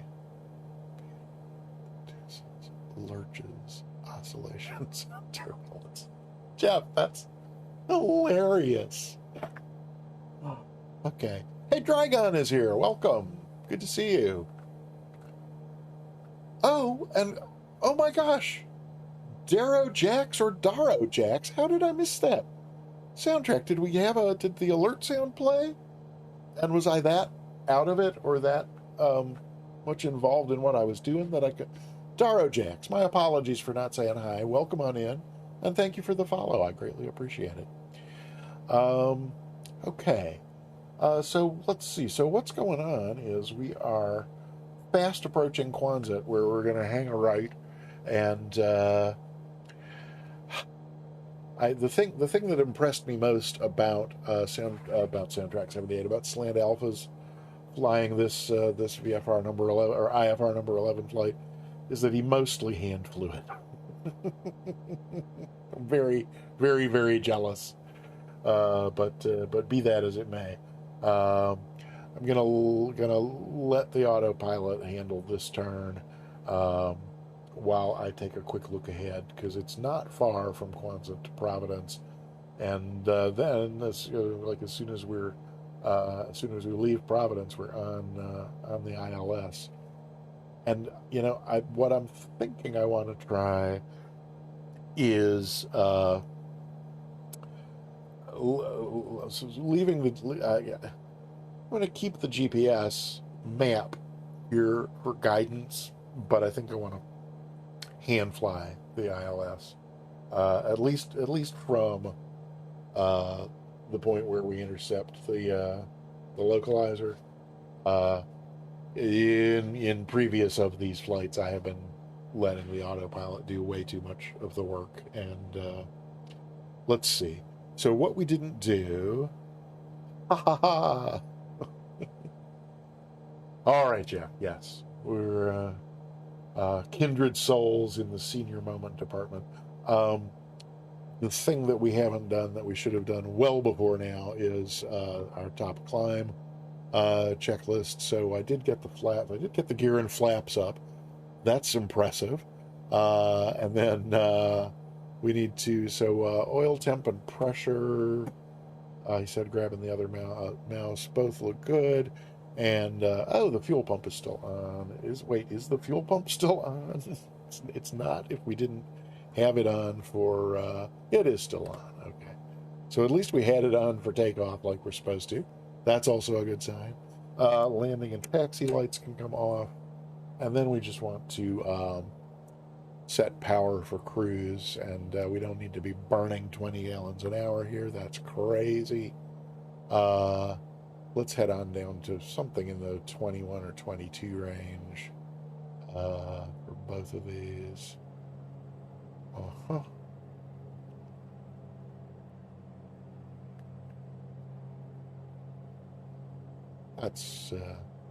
That's close enough for a start. We'll do a little bit of leaning and see if we can get ourselves to something in the neighborhood of 12 gallons an hour.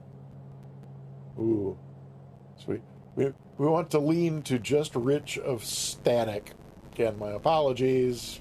Really sorry about that. Okay, so there's peak. So we'll pull it back just a little bit rich.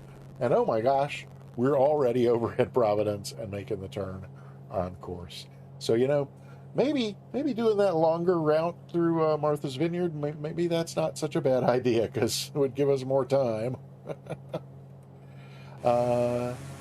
before we're on this ILS. So, Mwendo, are you coming along? Yes, I see you have departed. That's excellent. Anybody else flying along with? Not that I see. So for now, let's get back in here and get a little bit serious about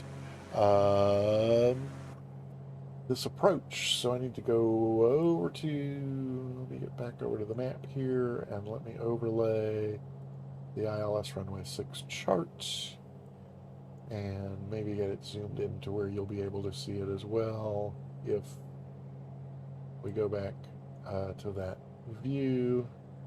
So here's the plan. Here's us. Not, oh, you know what? Here's us with the GPS doing exactly what we told it to, which was from Providence to go direct to Plymouth, which is, of course, not at all what we wanted to do. And if I recall correctly, soundtrack, correct me if I'm wrong, that's exactly, we made that exact mistake last time. So, yeah, where we should be heading is Bovkey, which is the first fix on the. So I think if we just go direct and pick Bovkey and activate, that should both turn us toward Bovkey, which it's doing, and then I think if we go back here to check our flight plan, it has in fact activated the approach and made direct to Bovkey the leg we are on. I think if we go back up here, right, so all those legs are done. Okay, so now we can go back here and let that do whatever it does, because I think I now mostly want to pay attention to what's going on out here. Oh, so we've got our ILS frequency tuned in, 109.35. So let's do this in the wrong order as well. We're going to switch over to VLOC, which I'm pretty sure, so we're now still in nav mode, and we're still holding our altitude because it's Bovkey is at 3,000, so cross Bovkey at 3,000. And I kind of feel like I am forgetting something crucial, like maybe over here. We probably want to have. So what's it doing? It's taking us back. So we're north of the course, and it's going to take us back. We asked for direct Bovkey, so okay. Yeah, right. Thanks, Jeff. Appreciate those words of inspiration and the confidence they inspire. Uh, so, uh, let's get the heading bug around to the ILS course for a start, and that's 056, he said, squinting his ancient boomer eyes at the instruments. 055056, that's pretty good. And let's see, is there, we might as well have the course set to that as well. Yeah, I mean, it's good. Not, I mean, currently we're on this direct to heading, and we're how far from Bovkey? Only 13 miles to go to Bovkey, but let's spin this on around here as well.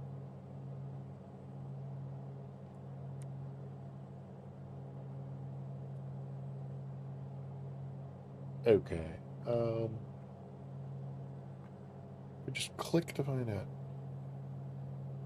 Oh, can't see that because the mouse is in the way. Wait.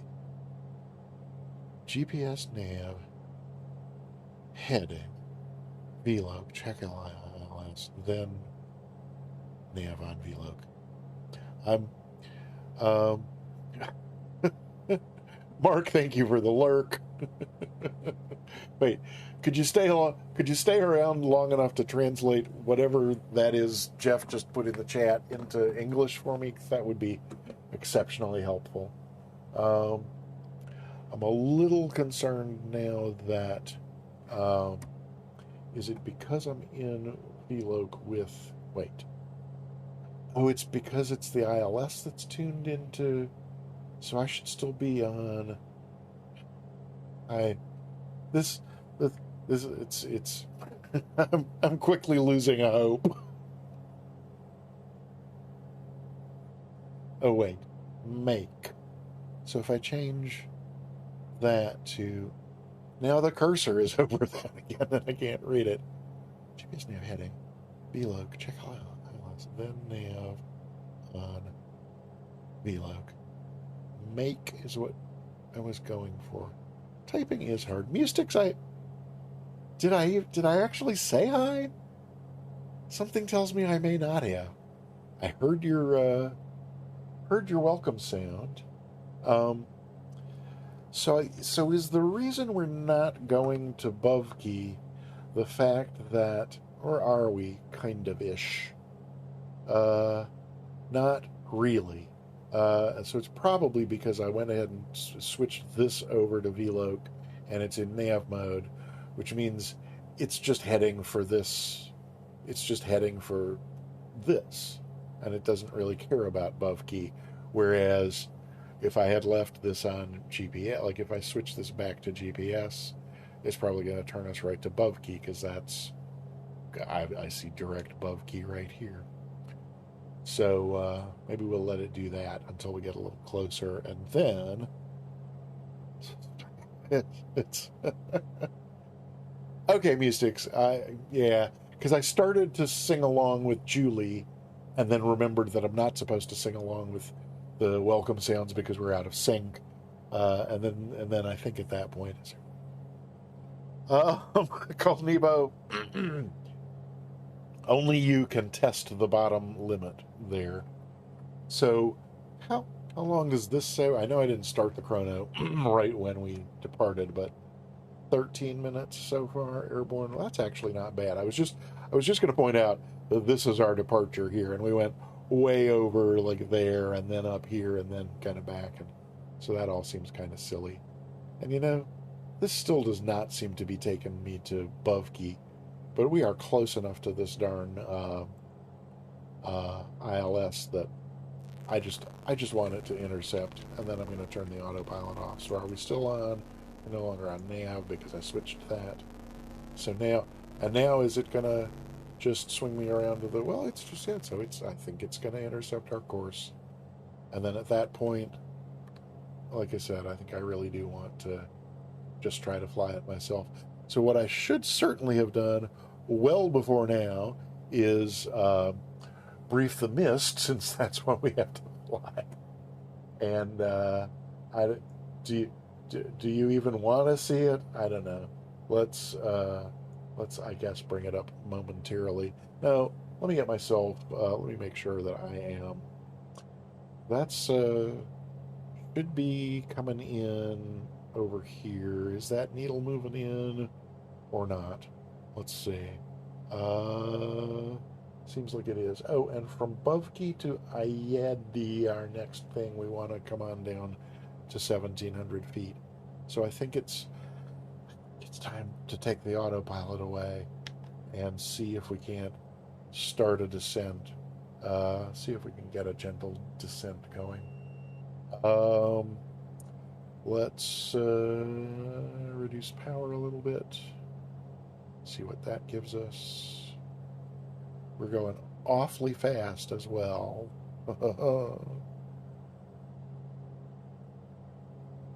So, trying to. Oh, no!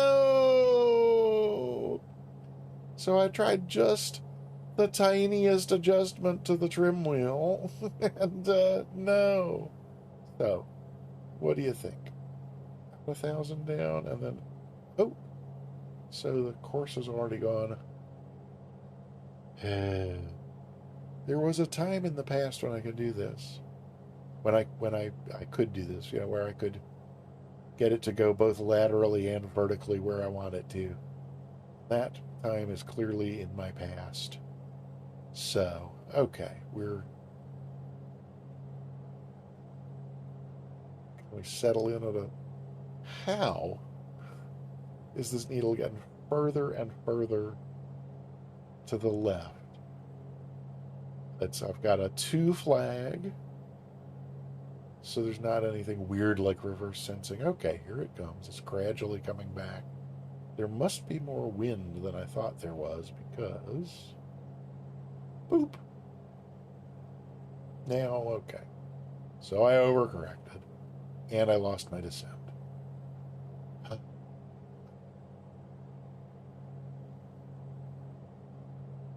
Yeah. So, if nothing else, I have regained my. Oh, look, there's the airport. I probably should be under the hood, but that's going to increase the chances of my killing us all. So, and now I can't see the chat because that darn window has popped up about Microsoft wanting to update something to do with Word that I don't want it to do. Okay, so we're continuing on our way down, and we still haven't briefed the approach. I'm. I got to tell you, while the smile remains on my face, the sense of hopelessness is definitely encroaching. Okay, so we're wicked high, we're wicked fast. It should be pretty clear why we're going to be doing the mist here is because this approach is so screwed up. We would have no other choice. So I guess that one that's kind of in the middle looks more like a runway than anything else. We're still too fast for flaps. Um, we probably are cheating to use the speed brake, but I got to do something to get me down to. I guess we're going to maybe even listen to the little warning beepy thing there. Okay, so that's gear speed. We can put those down and get rid of the warning at least, and then that's flap speed, so we can get some of those in a little bit. And that's going to slow us down enough. We don't need the speed brake anymore for sure. And we're coming up on minimums. Yeah, it's I think 350 is minimums. So at this point we could be declaring our mist. So full power. As soon as we get a reasonable climb going, the gear can come up, and we can start the flaps back up. And we're gonna fly. We are gonna climb to 600. Yeah, this is where it really helps if you've briefed the approach ahead of time. 600. We're going to climb to 600 before making our turn to 100. So there's 600, and 100 should be somewhere over here around to our right. It worries me a little that the flight director is still lit up, but that should be fine. Oh, so 100 was back there a little bit. Okay, so we're going to get ourselves as hang on. Going to get ourselves as close to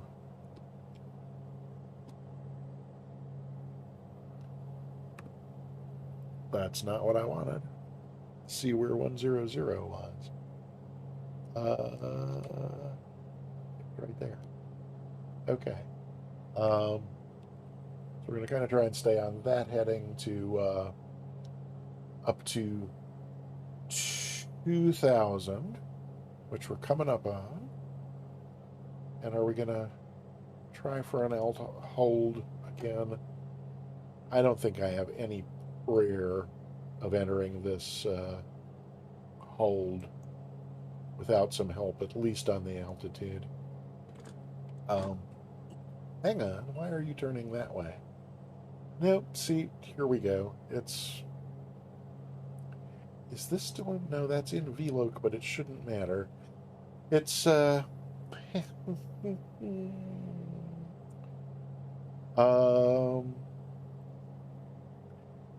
it's after having used the autopilot for flying.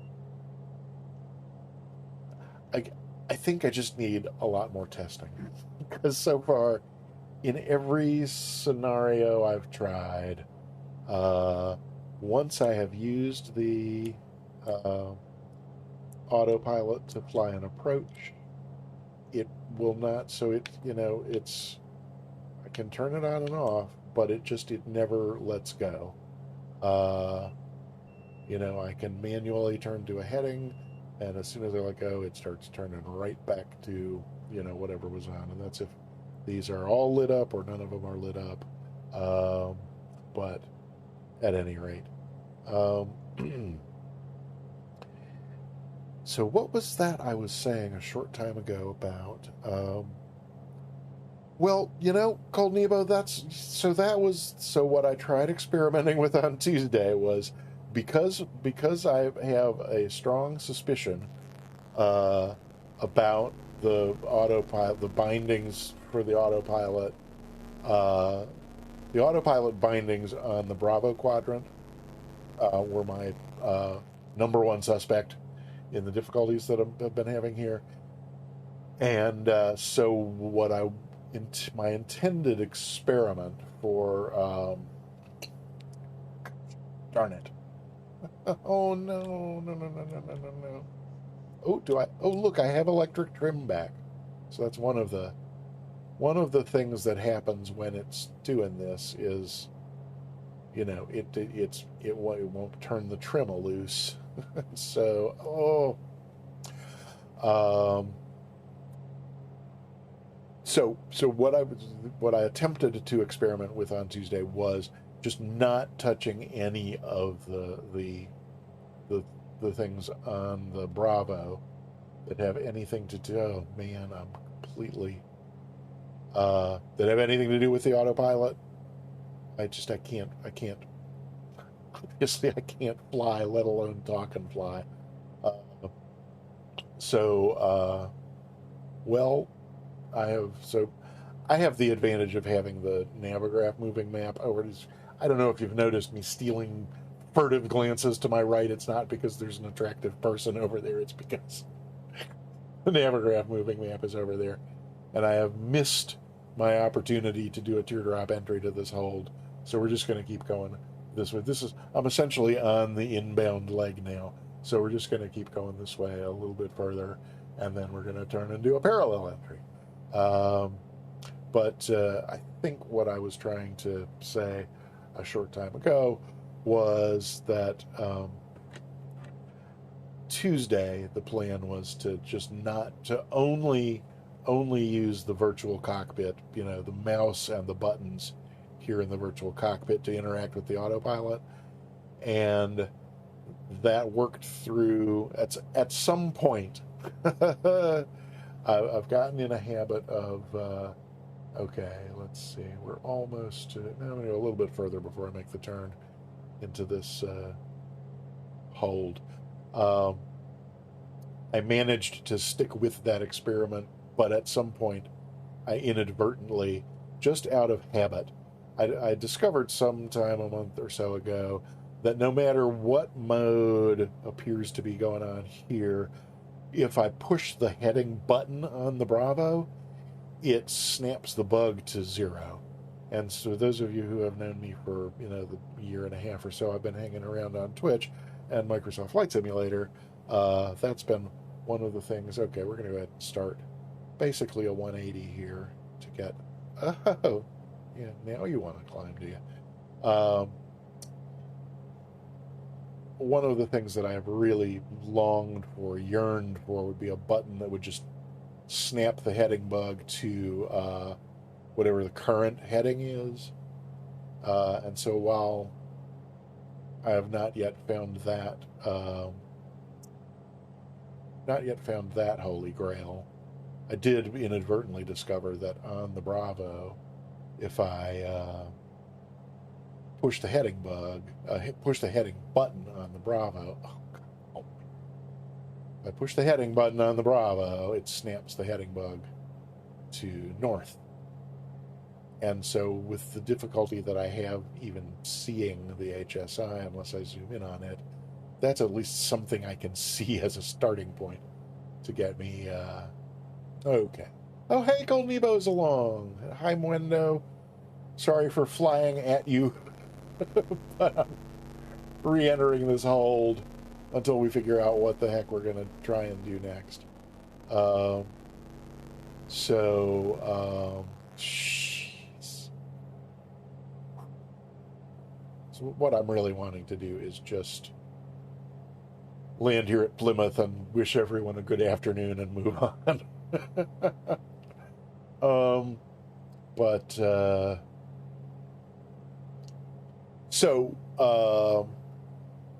I I think where I was in that story is that I inadvertently at some point did touch the heading button on the Bravo, and then I got the auto throttle that wouldn't die. I mean, the autopilot, once again, that wouldn't die. And so, wow, I really am like heading right for you guys, aren't I? Are you at, well, you're 600 feet above. I guess that'll do. Oh, of course, I'll probably lose another 1,000 feet by the time I get there. But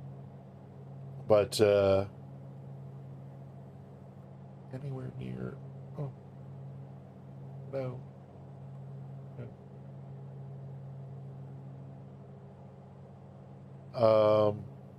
Yeah, now I've completely lost my train of thought. And, and my will to live. Ah, okay.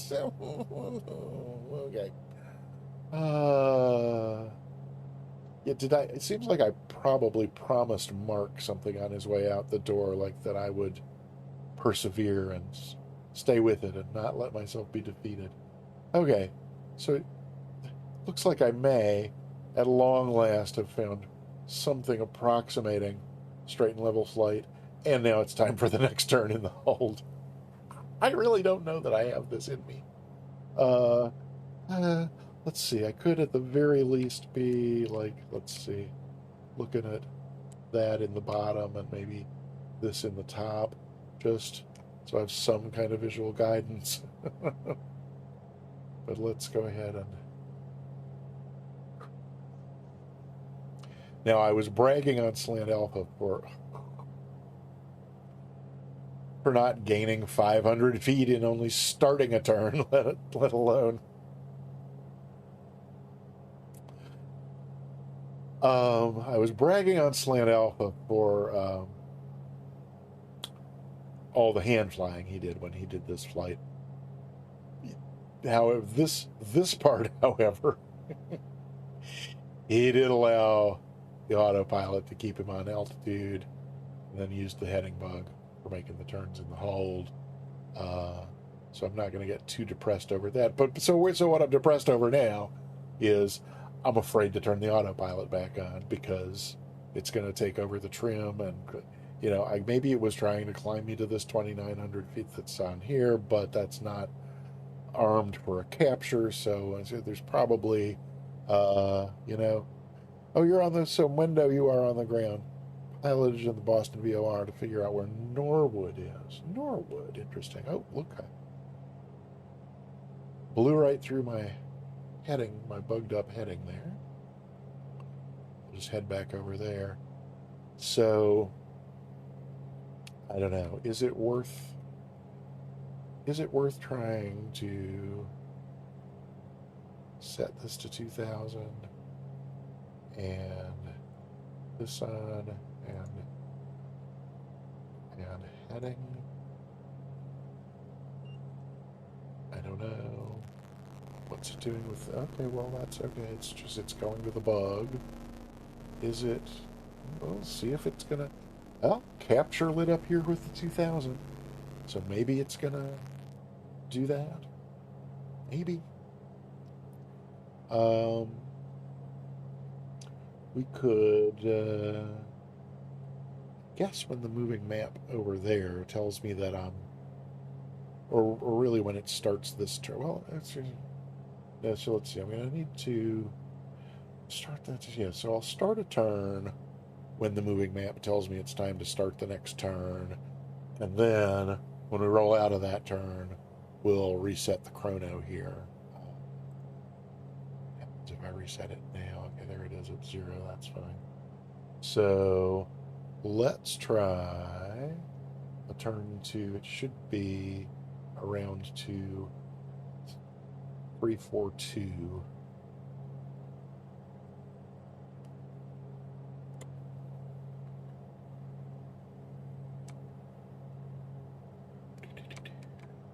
Three, 4, 2, right about there. Let's get this. Okay. so it's making that turn. We're maintaining 2,000 feet. So, um, so windows on the ground. Okay, let's see. We're about halfway through the turn. That's good. Oh, it is. Let's pull the brake around that. Oh, hey. You know? Oh, yeah, Skipper Jeff. Noted and appreciate pointing that out. That's something that wouldn't have, I don't think that would have occurred to me even if I were in an airplane where that's possible, but this is a Carinado plane, so the breakers aren't modeled. But I think, if I recall correctly, on Tuesday, oh, there we go. So rolling out of that turn, let's start this for a 1 minute leg. Let's see. There we go. Okay. Carinada, right? If I recall correctly, on Tuesday, somewhere around this point, I actually just turned off the avionics master and had cycled that and brought it back on. And if I recall correctly, at that point, it came back with the autopilot still going. Give me 1 sec here. I think that we'll try the rest of this flight, which is on up to Portland, Maine, and I think that what we will probably end up negotiating, rather than direct, is we're probably going to head out to that VOR that's out on that island. No, it ain't an island. It's a peninsula province town. It's the Marconi VOR. So we're probably going to go direct to that, and then from there there's a Victor Airway 167. So where are we? Am I past my minute? Oh, there's my minute. So let's be heading through another right turn. And right on down to there. Okay. Maybe by the time we roll out of the next one here. Oh, it doesn't. Why is it not? That's interesting. Why did it stop timing me? I don't know.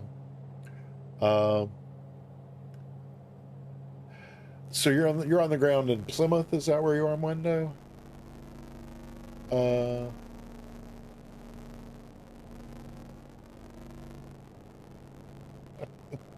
That's funny, Goldneva. I like it. Okay, we're still through here. I guess I start the Dragon. Hi, I'm sorry. Spaced out that you were along as well. Okay. Here we are rolling out. So let's start another minute for this leg. My hope was that maybe by the time. Okay, starting another minute now. Kind of vaguely hoping that by the time we're not the next turn, but the turn after that, maybe we will be ready to head on over to the Marconi VOR. And let's just try it on the without the GPS. So what the hell is going on? Yeah, that I guess I could have. So let's just remain suspended. In fact, can we go back here? And is there a way to deactivate an entire flight plan? I don't remember if there is, but I suppose I can just delete each thing one by one. I could, what we could do is I think go to the catalog, and there's this one. We could activate this one because I think it's only got like 2 things in it, and then we could will it let me remove? Can I remove my origin? Hey, can I remove my destination? I can. Hey. Take that, GPS. Oh, are we past my minute? I bet we are. Minute and a half. Well, fine. Oh, but you know what? glancing furtively once again at the moving map, we're fine. We're actually just at the point where we should be starting that turn anyway. So we'll get that going.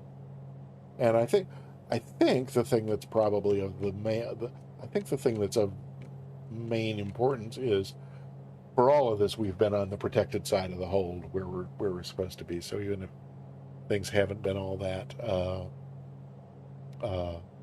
super, so yeah, so no traffic. Okay, good. It looks like I haven't lost too much of any threads there. Okay, so I think I was saying something about trying to go to the Marconi VOR, which is 114.7. So maybe if we go over here and put a 114.7 in here, and this is still on VLOC, so that should be doing what it's doing, and we're in heading mode, so I'm free to mess around with this to put it on. And our heading to there would be. Oh, it doesn't matter what. Oh, no, that's not what I wanted to do. Wrong button. Haha. We're going to be going mainly east, so I think I just want to swing this around here till it centers. Hey, a little too far. So that's that's how we get to the Marconi VOR. So that's awesome. And so where we are in the hold, I guess just so you have some idea of what I'm glancing at when I glance over to the right here. Here we are in our moving map view. So here's this Marconi VOR, which is where we can pick up this airway.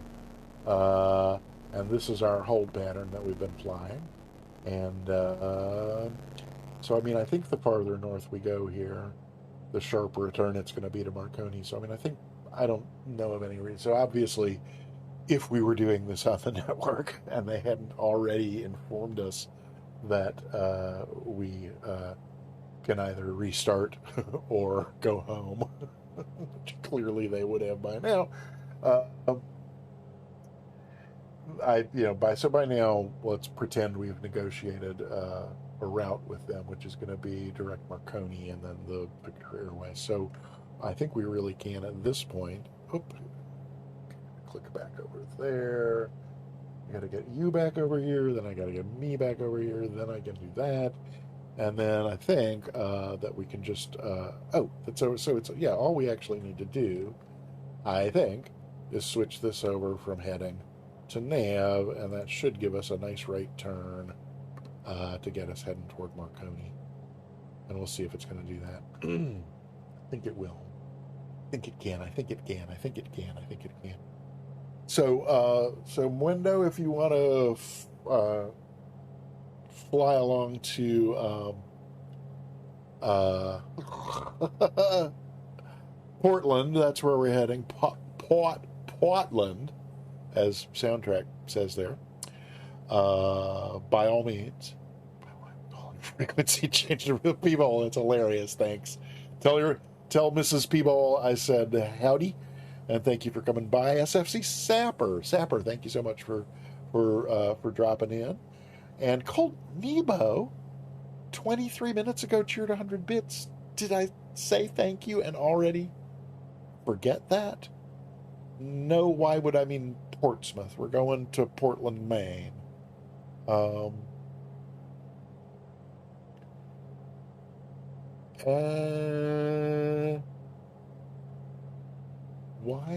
Wait, so nav, let me check.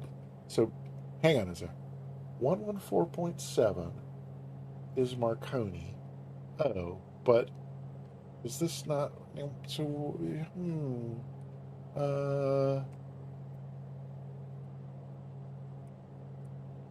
boop.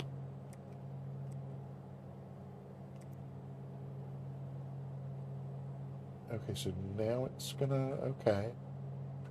I'm not sure what I just did there. And why it didn't do what I thought it was gonna do. It is in nav mode. And on alt hold. So, Cold Nebo, Portland. No, PMW.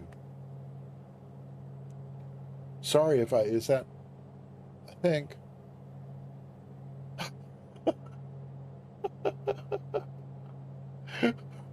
Welcome back, Tabletop Android. Good to have you back. Um, so yes, it now looks like it's heading us to the Marconi VOR, which I thought it was going to do a while ago. And is that a VOR DME? Because I think if it is, we ought to be seeing. Boy, I really wish I knew which. No, that's not the view I want, but it'll do. Oh, so we do have DME. So we got 20 miles to run to the Marconi VOR, and then we're going to hang a left and head north from there. Um, I need a minute. The same earpiece thing that happened right at the beginning of the stream seems to be going on again. I'm going to leave you with the static and be right back in a moment. Portland, my friend says, yeah, Portland, but yeah, no.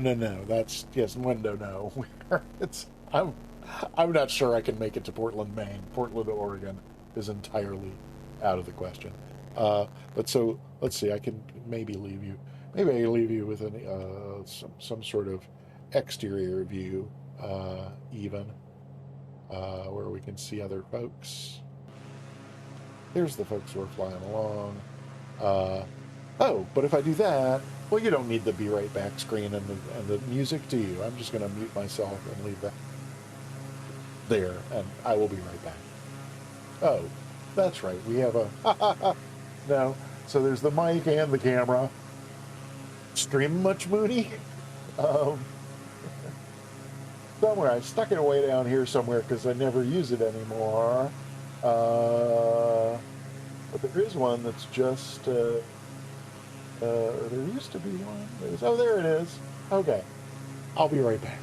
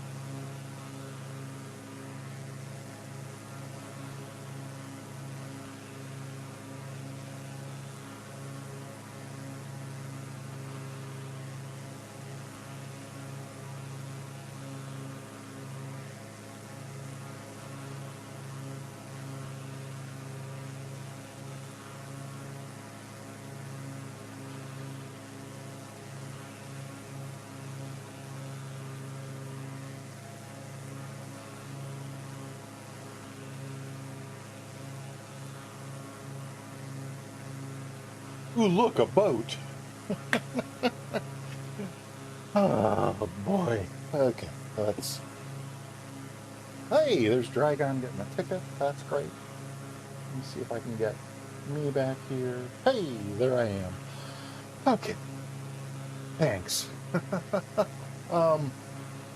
Well, let's perhaps, since it's quite loud out here, let's go back inside where it's not as loud and see if we can regroup. Okay, so we're now 6 point something miles from the Marconi VOR. Oh, which means that's Provincetown right out there. Cool.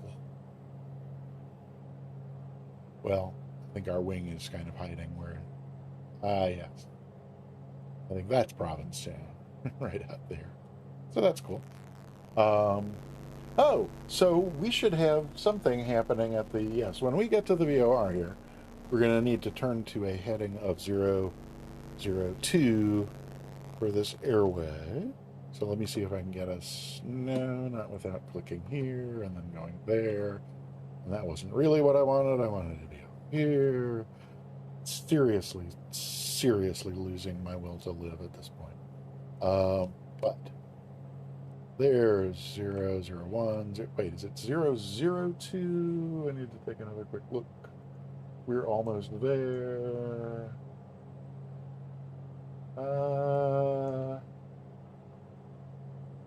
002. Okay.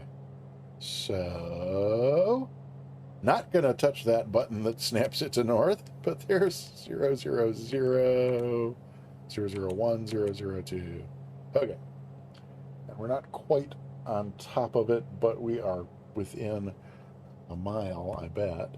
Oh, click, and the thing, and the, yeah, well, we're a mile and a half, 1.3. We're coming right on down to it.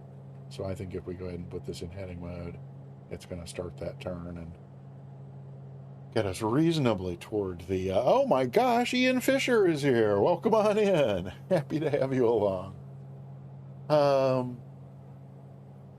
And Cold Nebo, again, my apologies if I failed to thank you for the 100 bits a half hour ago. It could be that I heard the alert and thanked you and then immediately forgot about it because of whichever of today's many disasters we were in the middle of at that point. But if I failed to thank you for that, thank you. So this is going to put us on Victor 167, which we're going to take to a waypoint called Scup. And then, oh, you've been hearing, oh no, oh, Ian Fisher. That's, let me say thank you to Bushern. Oh gosh, Bushern and Euclid Yo. Euclid Yo. Hi. Thank you both. Thank you for following. Thank you so much. I really appreciate you being here, and I appreciate you following. That's really great. And Ian Fisher, nothing. I thought I couldn't get any more depressed about how this flight has gone, but knowing that you've been watching everything I've done up until now, actually makes me even more depressed. So that's wow. So let's see. We don't. So now we've got. So we should have. Yeah. So the DME is counting up now as we are flying away from the Marconi VOR, and we are going to fly this heading or something like it until we're 36 miles away, and then we're going to switch over to the Kennebunk VOR, which is on 117.1. So we might as well go ahead and get that on standby. 117.1. Enter. Okay. So then when the, and again, my apologies that I just, like I said, I worked on views today, or this morning, and didn't get them marked up right on the stream deck, so now I don't know where I am now. So yeah, 7 miles, and we're going to stay on this heading to Scup, which is 36 miles. Is that what I just said? I think I just said that. Yep, 36 miles will be when we're at Scup, and then it's then we'll turn to the Kennebunk VOR from there. So is the GPS giving us any helpful information about that? Hey, look, the Victor Airway is here on our on the GPS. So that actually is helpful. We might even be able to tell. Oh, hey, yep, there's Scup. So it's good to know that's where there's like a very slight left turn at Scup to get us on up to Kennebunk. Okay. Well.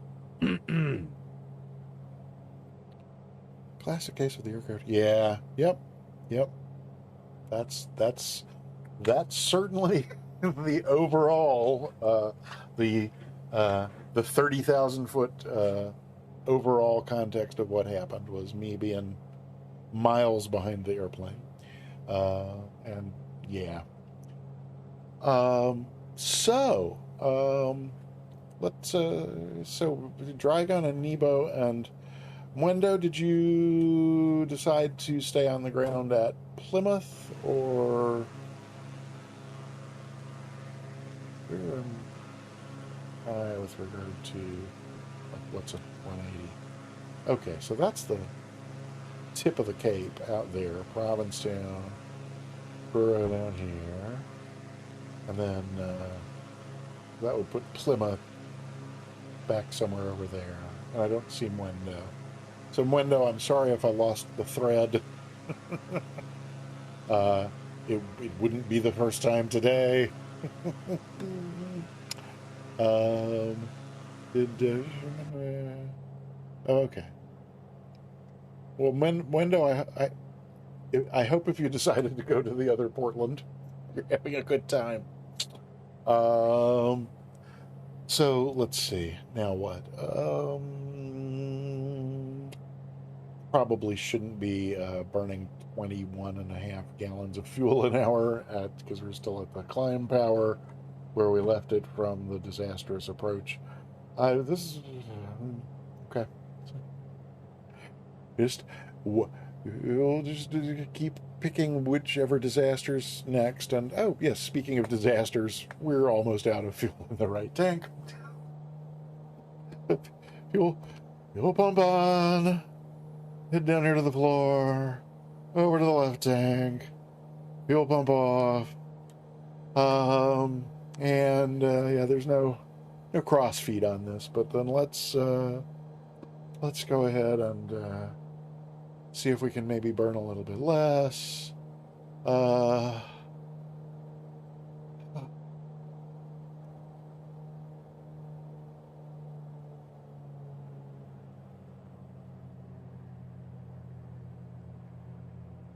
That's probably good. Lean it back a little bit. See if we can find out where peak is. You know, ATC would also have given us a climb because, well, yeah, no, for some reason that I would guess, based on something somebody said on Tuesday, it might have been called Nebo or it might have been somebody else. The minimum altitude on this airway is 6,000. We're over water, so it's clearly not to be clear of obstructions. But I'm guessing the reason it's 6,000 is that somewhere off in that direction where Nebo is from here, there's an Air Force base. So it's probably to keep us out of the hair of people. It's Portsmouth. And, oh, there's Portsmouth. So, Nebo, that's why you thought we were going to Portsmouth. At this point, we could. There's really no reason to carry on all the way up to Portland. What time is it? 5:40? You know, I wonder if we could just find the nearest airport and turn on the flight recorder.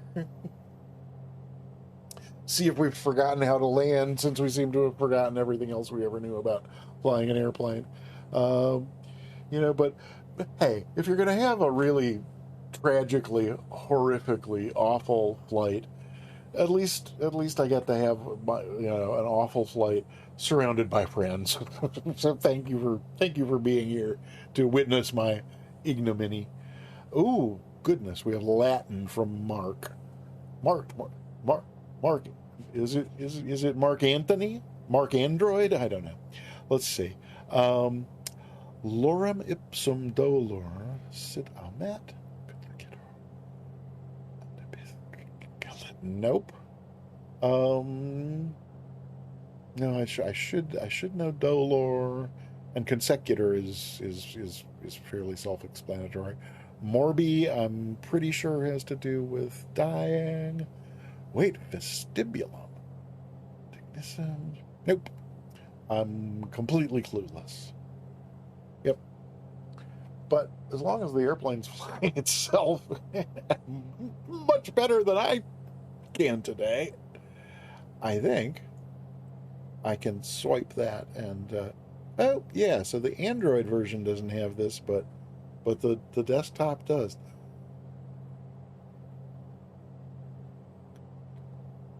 Oh, interesting. So it's skipping over the second sentence, but then the result. So I got the customer is very important. The customer will be followed by the customer. And then it ends with now the result, but it skipped this middle part here, which I think is the interesting part. Oh, for some reason it doesn't like that. Or it doesn't like me trying to. There we go, translate to English. Nope, it's not getting it. Oh, wait, the lifetime arc. It's not getting morbi dui and diem dignissum vestibulum, but then it says life and time arc. I don't know. Okay. I don't mind me just Jamaica and a list of places we could fly in the future. Okay. Oh, very good. Very, very good. Spundot, 100 bits. Thank you so much. Ah, thank you for being here as well. I appreciate it. Always, don't let one bad flight. Yeah. Yeah. Yes. Exactly. That's one of my. So So how long ago was this now? This is 2023. It's not quite 10 years ago. It's probably somewhere around 8 years ago or so. I washed out of nursing school, and not for just like this flight. Well, no, that's right. The beginning of this flight, I noted that I wasn't really giving this flight my best effort, but oh, okay, sorry. Well, Mark, I failed. Like everything else today, I failed. No, so washed out of nursing school. Sorry, I'm just gonna take a quick look at the map here and make sure I'm not. Oh, yeah. So we're actually coming up on Scup, believe it or not. Oh my gosh, we're almost at Scup. So I guess, since I seem to have a partially told story, we're gonna. So from here, we're right, of course, so we might as well just go ahead and switch these and head on over here and center up our needle. And, huh? Wait a minute. How did that needle get all the way over there? I thought I had left. Oh, because we're still in heading mode. That would explain it. I thought I had switched us over to nav, but obviously I didn't. Well, I think that's obvious. We shall see.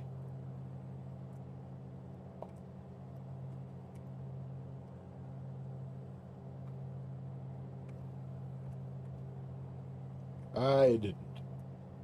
So that's why we were a little bit right of course there. So now, let's see what it does.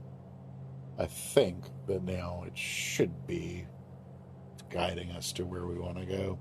Hey, Texas One Flyboy, welcome on in. Yeah, I think K Thanks Bye has probably had to move on elsewhere, but I was all the more thrilled for his, not only finishing school but passing his state board and becoming an RN, because that was a dream of mine once. And the story of washing out is not the important thing, but what brought it up was what Spundot said about not letting one bad flight get me down, and absolutely that's within the first week of nursing school, of like actually classes starting. There was this one teacher who just so like I was already in my 40s at that point and schooling in various kind of different phases. At any rate, that one teacher who just totally stands out from the crowd, that just like the most amazing teacher you've ever encountered before. I had the good fortune of having one of those, and she was just, her name was Ms. Weeks, Christine Weeks, and she was just absolutely like Mustix, exactly, just like Mustix. And so it was, I think we were wrapping up. It was like our last class on the Friday of our first week. And she was, with whichever group I was in with her during that last thing, she kind of gave us like a little pep talk for the end of the first week. And it had, good advice along with other stuff. Make sure there's nothing too untoward going on here. But toward the, and I had just, by that point, I had heard enough instances of precision in her use of certain words and phrases that was, to me, was clearly intentional. That she was clearly not saying something that was kind of adjacent, but had like with a scalpel had zeroed in on exactly what the message was she wanted to deliver. And so everything, I don't remember all the good points she made in her little pep talk, but I remember it being a good pep talk, except at one point she said, it's really important that you don't get discouraged. And because I had already set up this expectation of her with this precision with her language, that hooked me. So after the class was over and as people were filing out, I went up and just kind of quietly said, "Miss Weeks, I've got a question for you. You said don't get discouraged." And I wonder if, it just seems to me that's a human emotion. It's, discouragement arises, and I don't know of anything that I can do to prevent the arising of discouragement. So did you mean don't get discouraged, or did you mean to say don't stay discouraged? And her whole face just like lit up. She was like, "Oh my gosh, I will never tell people don't get discouraged again." And it was just, even though it's just like a tiny little kind of tweaky thing, to have somebody that I already admired that much. So I mean, we were on the. She did everything she could to save my butt in that program, and kept me in it for right up until the end of the first year in a 2-year program. But enough of.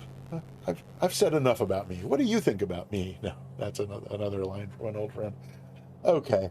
So we should now be counting down to Kennebunk VOR, which should be, oh no, that's only 15 to the next waypoint. Oh, do I have to count up the distances between all these waypoints? Oh Lord, I do. Why did I spend the money on Navigraph? That was a joke. So 15, 26, 36, 40, 50. Good Lord, it's 50 miles to...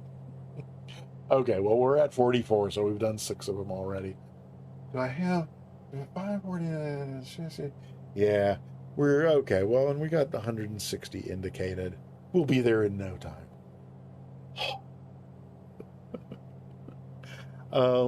Let's... Why don't we... let's go outside and have a look around. Oh, we've lost 11 viewers. Yes, thank you, Soundtrack 78. It was a very sweet anecdote that lost us 11 viewers. Are you Gold Nebo? So I see Dragon ahead, Nebo over here.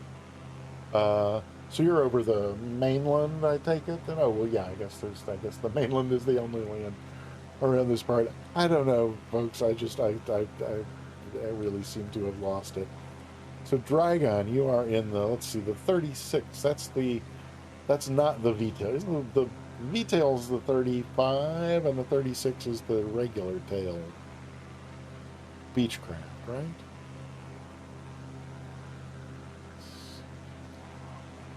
Oh, Sky Command! Welcome on in. I would ask you what kind of workout, but I would be afraid of what your answer might be. Oh, Dragon, did we just... well, I just lost sight of you. That doesn't mean we necessarily lost you, but let's... we haven't done any fun flybys today, so let's try those. And we're not going to do one now. Why not? Oh, I bet it has to do with where the cursor focus is. Is that right? That's right. Okay. Hey, Hog Driver. Welcome. Good to see you.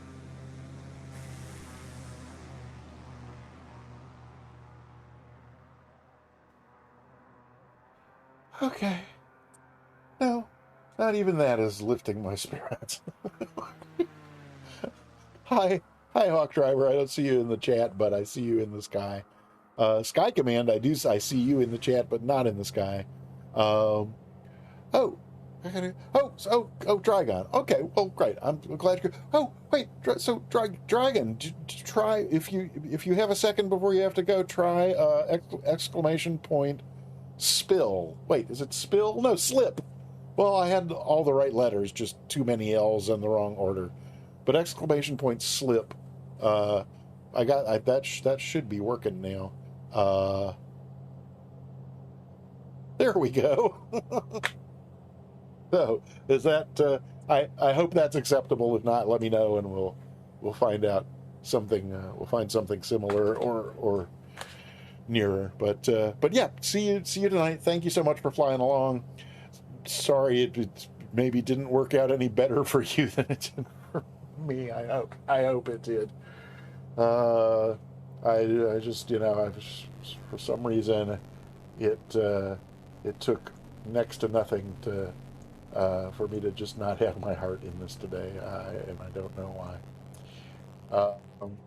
But hey, in case you didn't know, I stream every Tuesday and Thursday at 3 p.m. Eastern, so that means at whatever point this nightmare ends shortly here, that gives me, let's see, there Friday, Saturday, Sunday, Monday. That gives me like 5 whole days to pull my boots up and have a little something better happen next Tuesday. So we'll just and there's the icing on the cake. Boston Center is now on.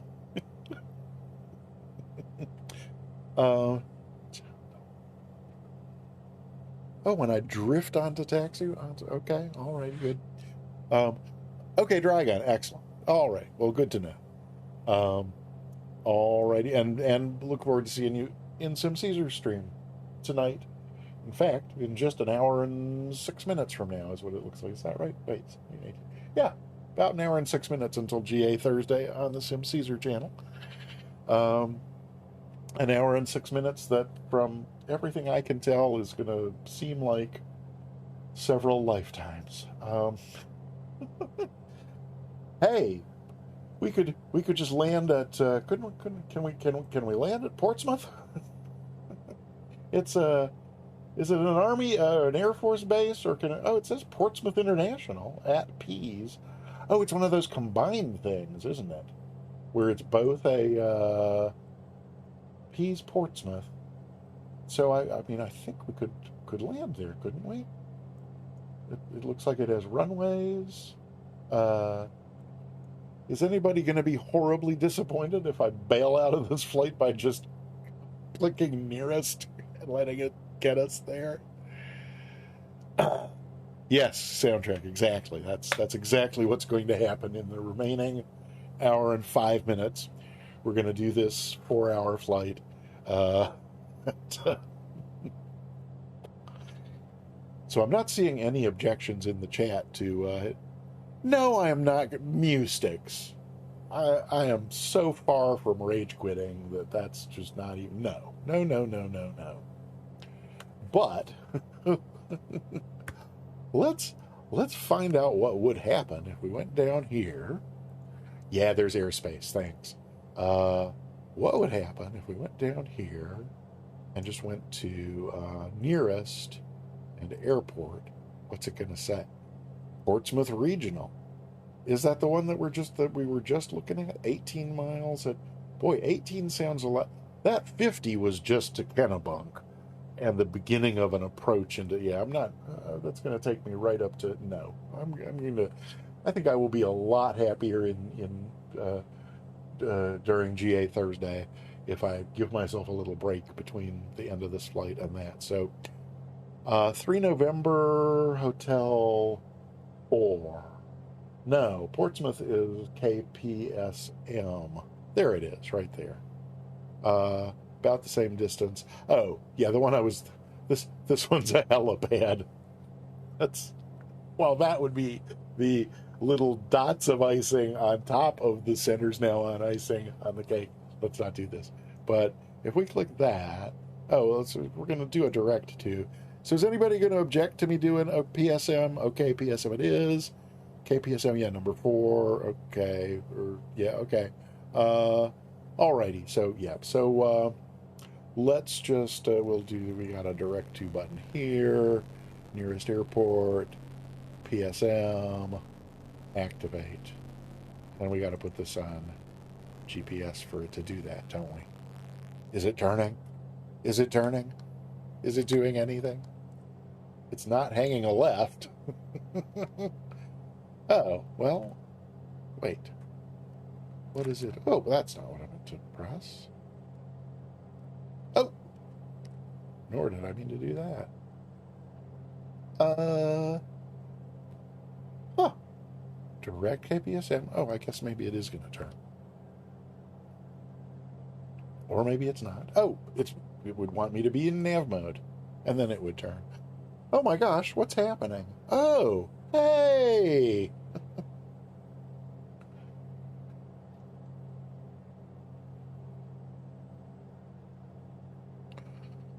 Hawk Driver, welcome on in. I I don't know if you were if you had the channel open earlier. I spotted you in the sky and said howdy then, but howdy in the chat. Happy to have you here. Yes, press nav on you probably would have just kept on lurking in the chat, wouldn't you? Had I even the slightest clue about what I'm doing in this airplane today. Trying to remember if I ever had a day like this, like when I was taking lessons.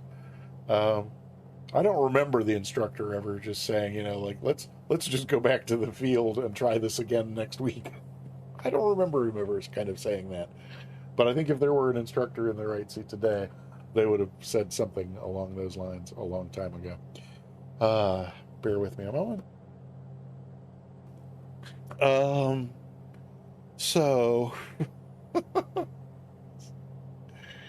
oh, Cold Nebo, that's an idea too, isn't it? Maybe I could try getting ahead of the airplane. So you know what? I tell you what. First of all, I'm going to start the flight recorder because we only got 14 miles to go, and then I'm going to go over to the chart and just let's see. Let's open charts for this airport. There's approaches. I don't care about no lousy approaches. Just look at the airport itself and see what we got going on. Okay, there's only one runway, and it's either 34 or 16. 34 is more in the direction we're coming. What's the weather like? Oh wait, how do I get to? Oh no no no no no no no no no no. Oh, wait. Oh, it's Adam the Hawk. I couldn't figure out what was happening there. Hi Adam. Welcome on in. Welcome to the what will hopefully be a non-fiery end to an absolutely awful flight. And at the moment, I am trying to figure out where let's see, is this? No. What about if I go? No. Oh, if I close the chart, that'll take me back to the map. Then I can do, somehow I want to get to, oh, if I go here, maybe if I go here and do KPSM. How much closer are we now? Oh my gosh, we're almost there.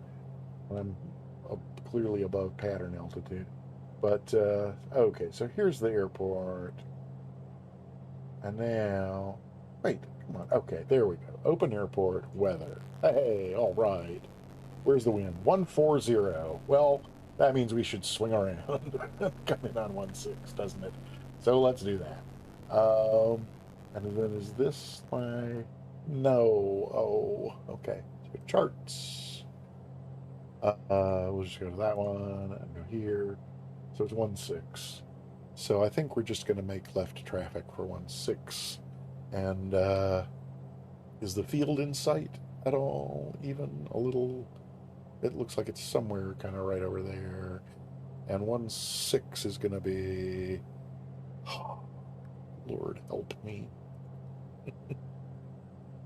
Are we still in... Oh yeah, we're in nav mode, but we're on GPS, not this. So I can bug in 1-6 here, can't I? If I can find it. Oh, it really was a lovely day before I started flying. Okay, so that's the runway. Yeah, that's what I was thinking. So if we're gonna head for 1-6 and left traffic, it looks, hey, you know what? Something going maybe a little bit right today. It looks like we're already on a 45. Yeah, more or less a 45. Nebo's on the ground already. That's good too. So maybe we should just get our foot on the pedals here and take off our alt hold and start a little bit of a descent. So let's get those back to there and hello. There we go. Get ourselves heading on down to that can't say 84 feet elevation, can it? Maybe it can. Oh, well, that's the other end, but still. 100 feet. One would think this close to the ocean and with that much water all around it. Whoops. Oh, come on. One might well think that um, that the airport would not be 100 feet above. Hey, Chewy Nuts is here. Welcome to my nightmare. Okay, that's slow enough to get the gear down, which should slow us down some more. We're just landing unexpectedly at Portsmouth because it was the nearest to where we were. Oh, you know, why is the autopilot still on? I don't know, because I'm about to make a turn. The last thing I need is it bossing me around. So there's that. So if we were on the CTAF, we would probably be saying something about blah blah Mooney 8080 Alpha, entering a left downwind, runway 16, Portsmouth. Siren, hey! Welcome on in. Good to see ya. Let's head on around this way. Oh, there's 1100. That ought to be pattern altitude for us. And where are we? Re the field. Oh, we're not even midfield yet, so that's looking okay. Jumperman with 110 and 109. This is looking. This look. I sense collusion. Perhaps that's entirely random, but something tells me probably not. Okay, well, we're just barely past midfield, so we don't really need to be descending. We don't need to be slowing down anymore either. In fact, we might want to arrest that descent a little bit. We a beam the numbers. We're almost a beam near the numbers, so let's we're plenty slow though. I think I'm gonna make the base turn before I drop the next notch of flaps here, or get much lower. Yeah, okay, a little further out this way. Oh, sorry. Oh, are you keeping me up? It could be. We're coming up on 45 degrees off from the end of that runway there, aren't we? Yeah, looks like it. Yeah, but we're just... why are we descending? Let's go ahead and make that base turn. Whoa!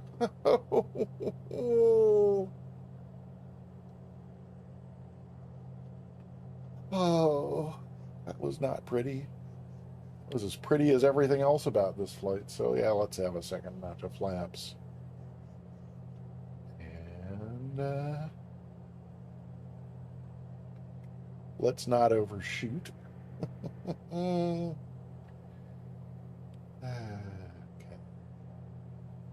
Let's not undershoot either. We can go ahead and full flaps. And yeah, we're still more than 80 knots. Rather be a little under that, 75-ish. Okay. So gears down. Extra rich. That's good there. Good. Okay. Alrighty. Let's just throw caution to the wind and see how this turns out. There's 70. That's looking good. 500 feet on the descent. I don't want much more than that if we can avoid it. Oh, down to 65. Okay. Well, a little bit more back that way.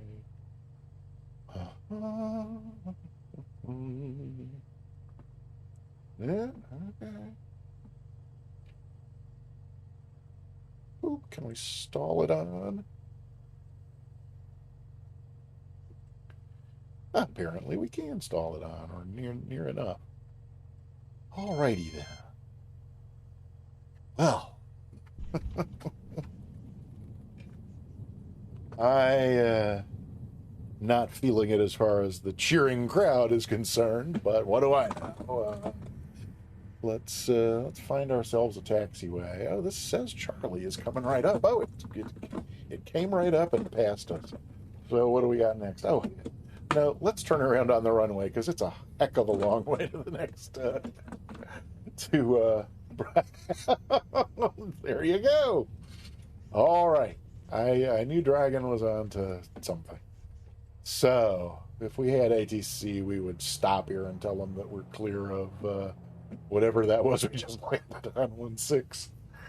And they would have told us long ago, no pass for the whatever flight we were trying to fly. Let's just taxi over here. And Nebo, are you anywhere in the vicinity? And Hawk Driver, are you? Oh, there's Nebo down there. Let's taxi over to Nebo. Hawk Driver, are you in the neighborhood? And I saw nothing in chat through all of that. But Chewy Nuts, welcome, and Jumperman and Siren, thanks to both of you for coming in. I saw the bits from Jumperman and Siren, but I missed Siren resubscribing. Thank you so much. Oh, I really, really appreciate it.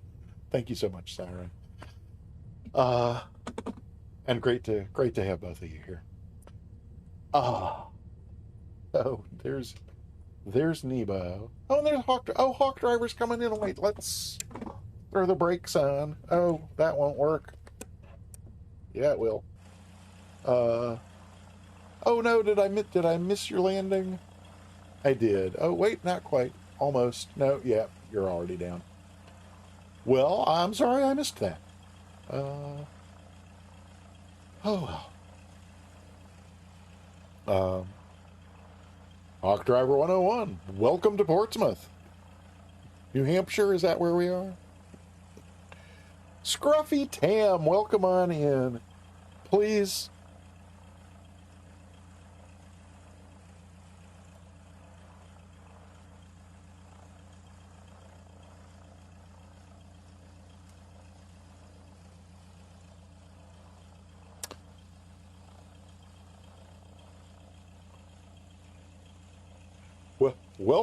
Welcome on in, Scruffy Tam. Well, actually, I'm going to interrupt that to say, Siren, my gosh, thank you so much for gifting a sub to Chewy Nuts. That's absolutely delightful. And Scruffy Tam, welcome on in. I don't know if you recognized that or not, but you are now the holder of the, oh my gosh, Cold Nebo with 300 bits. Thank you. Scruffy Tam, you are now the holder of the longest welcome sound of anybody with a welcome sound on the Peter Mooney channel. So congrats on that. Let's see. Do I have no? But I think if I push that, then I can. Can I do this? Yes. All right.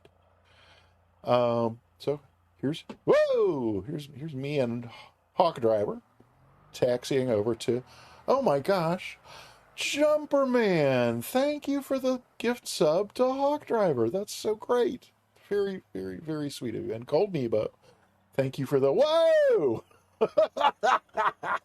Okay, I've tried this once or twice before. This kind of taxiing with the controls backwards, and it's it may be it may be possible now that we have the slip sound effect. I think Dragon knew exactly what he was doing when he did the points redeem for that slip sound effect. I think he knew all too well. So Scruffy Tam, thank you for coming by. And I think that what I have tried to say 3 times now is you are now the proud holder of the Peter Mooney channel's longest welcome sound. I forget how long it actually is. I aim for like 8 or 9 seconds because that's like plenty of time to be taken up. There are a couple that run more than 20 because I just couldn't, I couldn't get what I wanted in any less than 20 or 25 seconds. Yours, it's over 30, but it's such a pretty song. Did you recognize your welcome? Whoa! Did you recognize your welcome song there, Scruffy? See if I can keep this generally. Wait, did I go past Nebo? Okay, maybe I should stop messing around here. And whoa! Oh, okay, there's Nebo over there, but I am going really fast, and that's why Hawker Drivers. Soundtrack. Could you give me an exclamation point, Scruffy Tam, in the chat there? We'll let it play again. Right, there were like 7 alerts going off all at once there.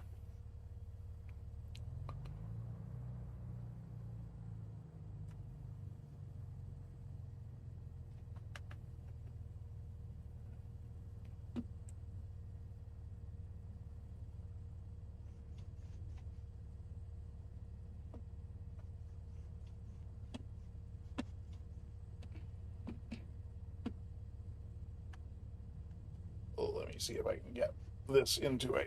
Oh no, wrong pedal in the wrong direction, and I pulled up to the pumps, so it wants to refuel me.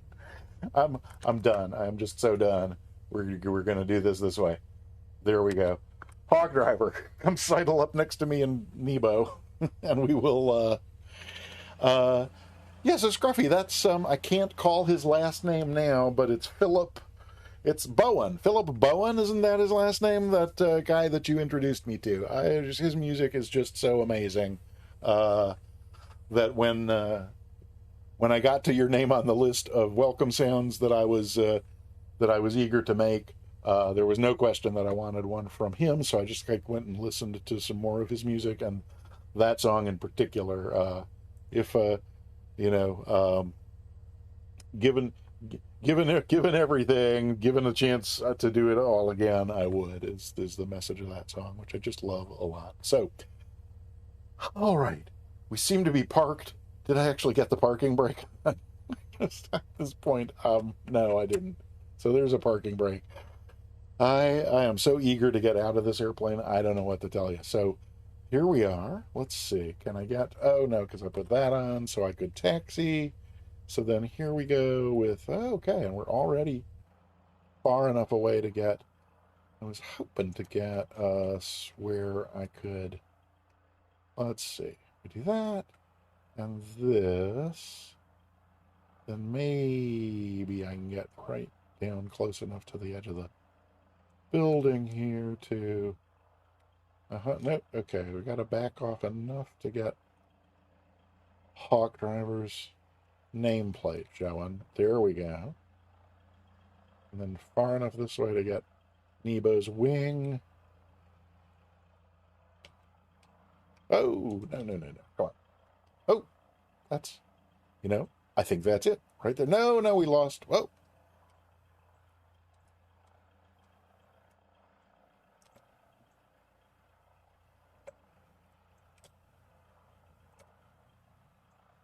There we go. Woohoo. Okay. Screenshot. Well, that was okay. Good. Yes. So that saved that. And it reminds me, I made a note. I noticed this morning that I do a little, oh my gosh. Ah,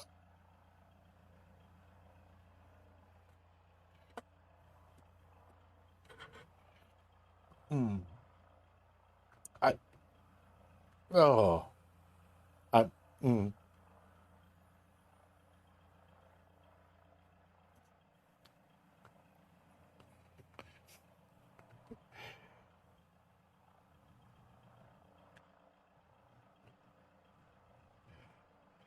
Happy Hippo. Welcome on in. And my my deepest apologies for the static at the beginning of that. Again, I think the new PC will be here soon, and I think that we're going to not have that static problem with the new computer.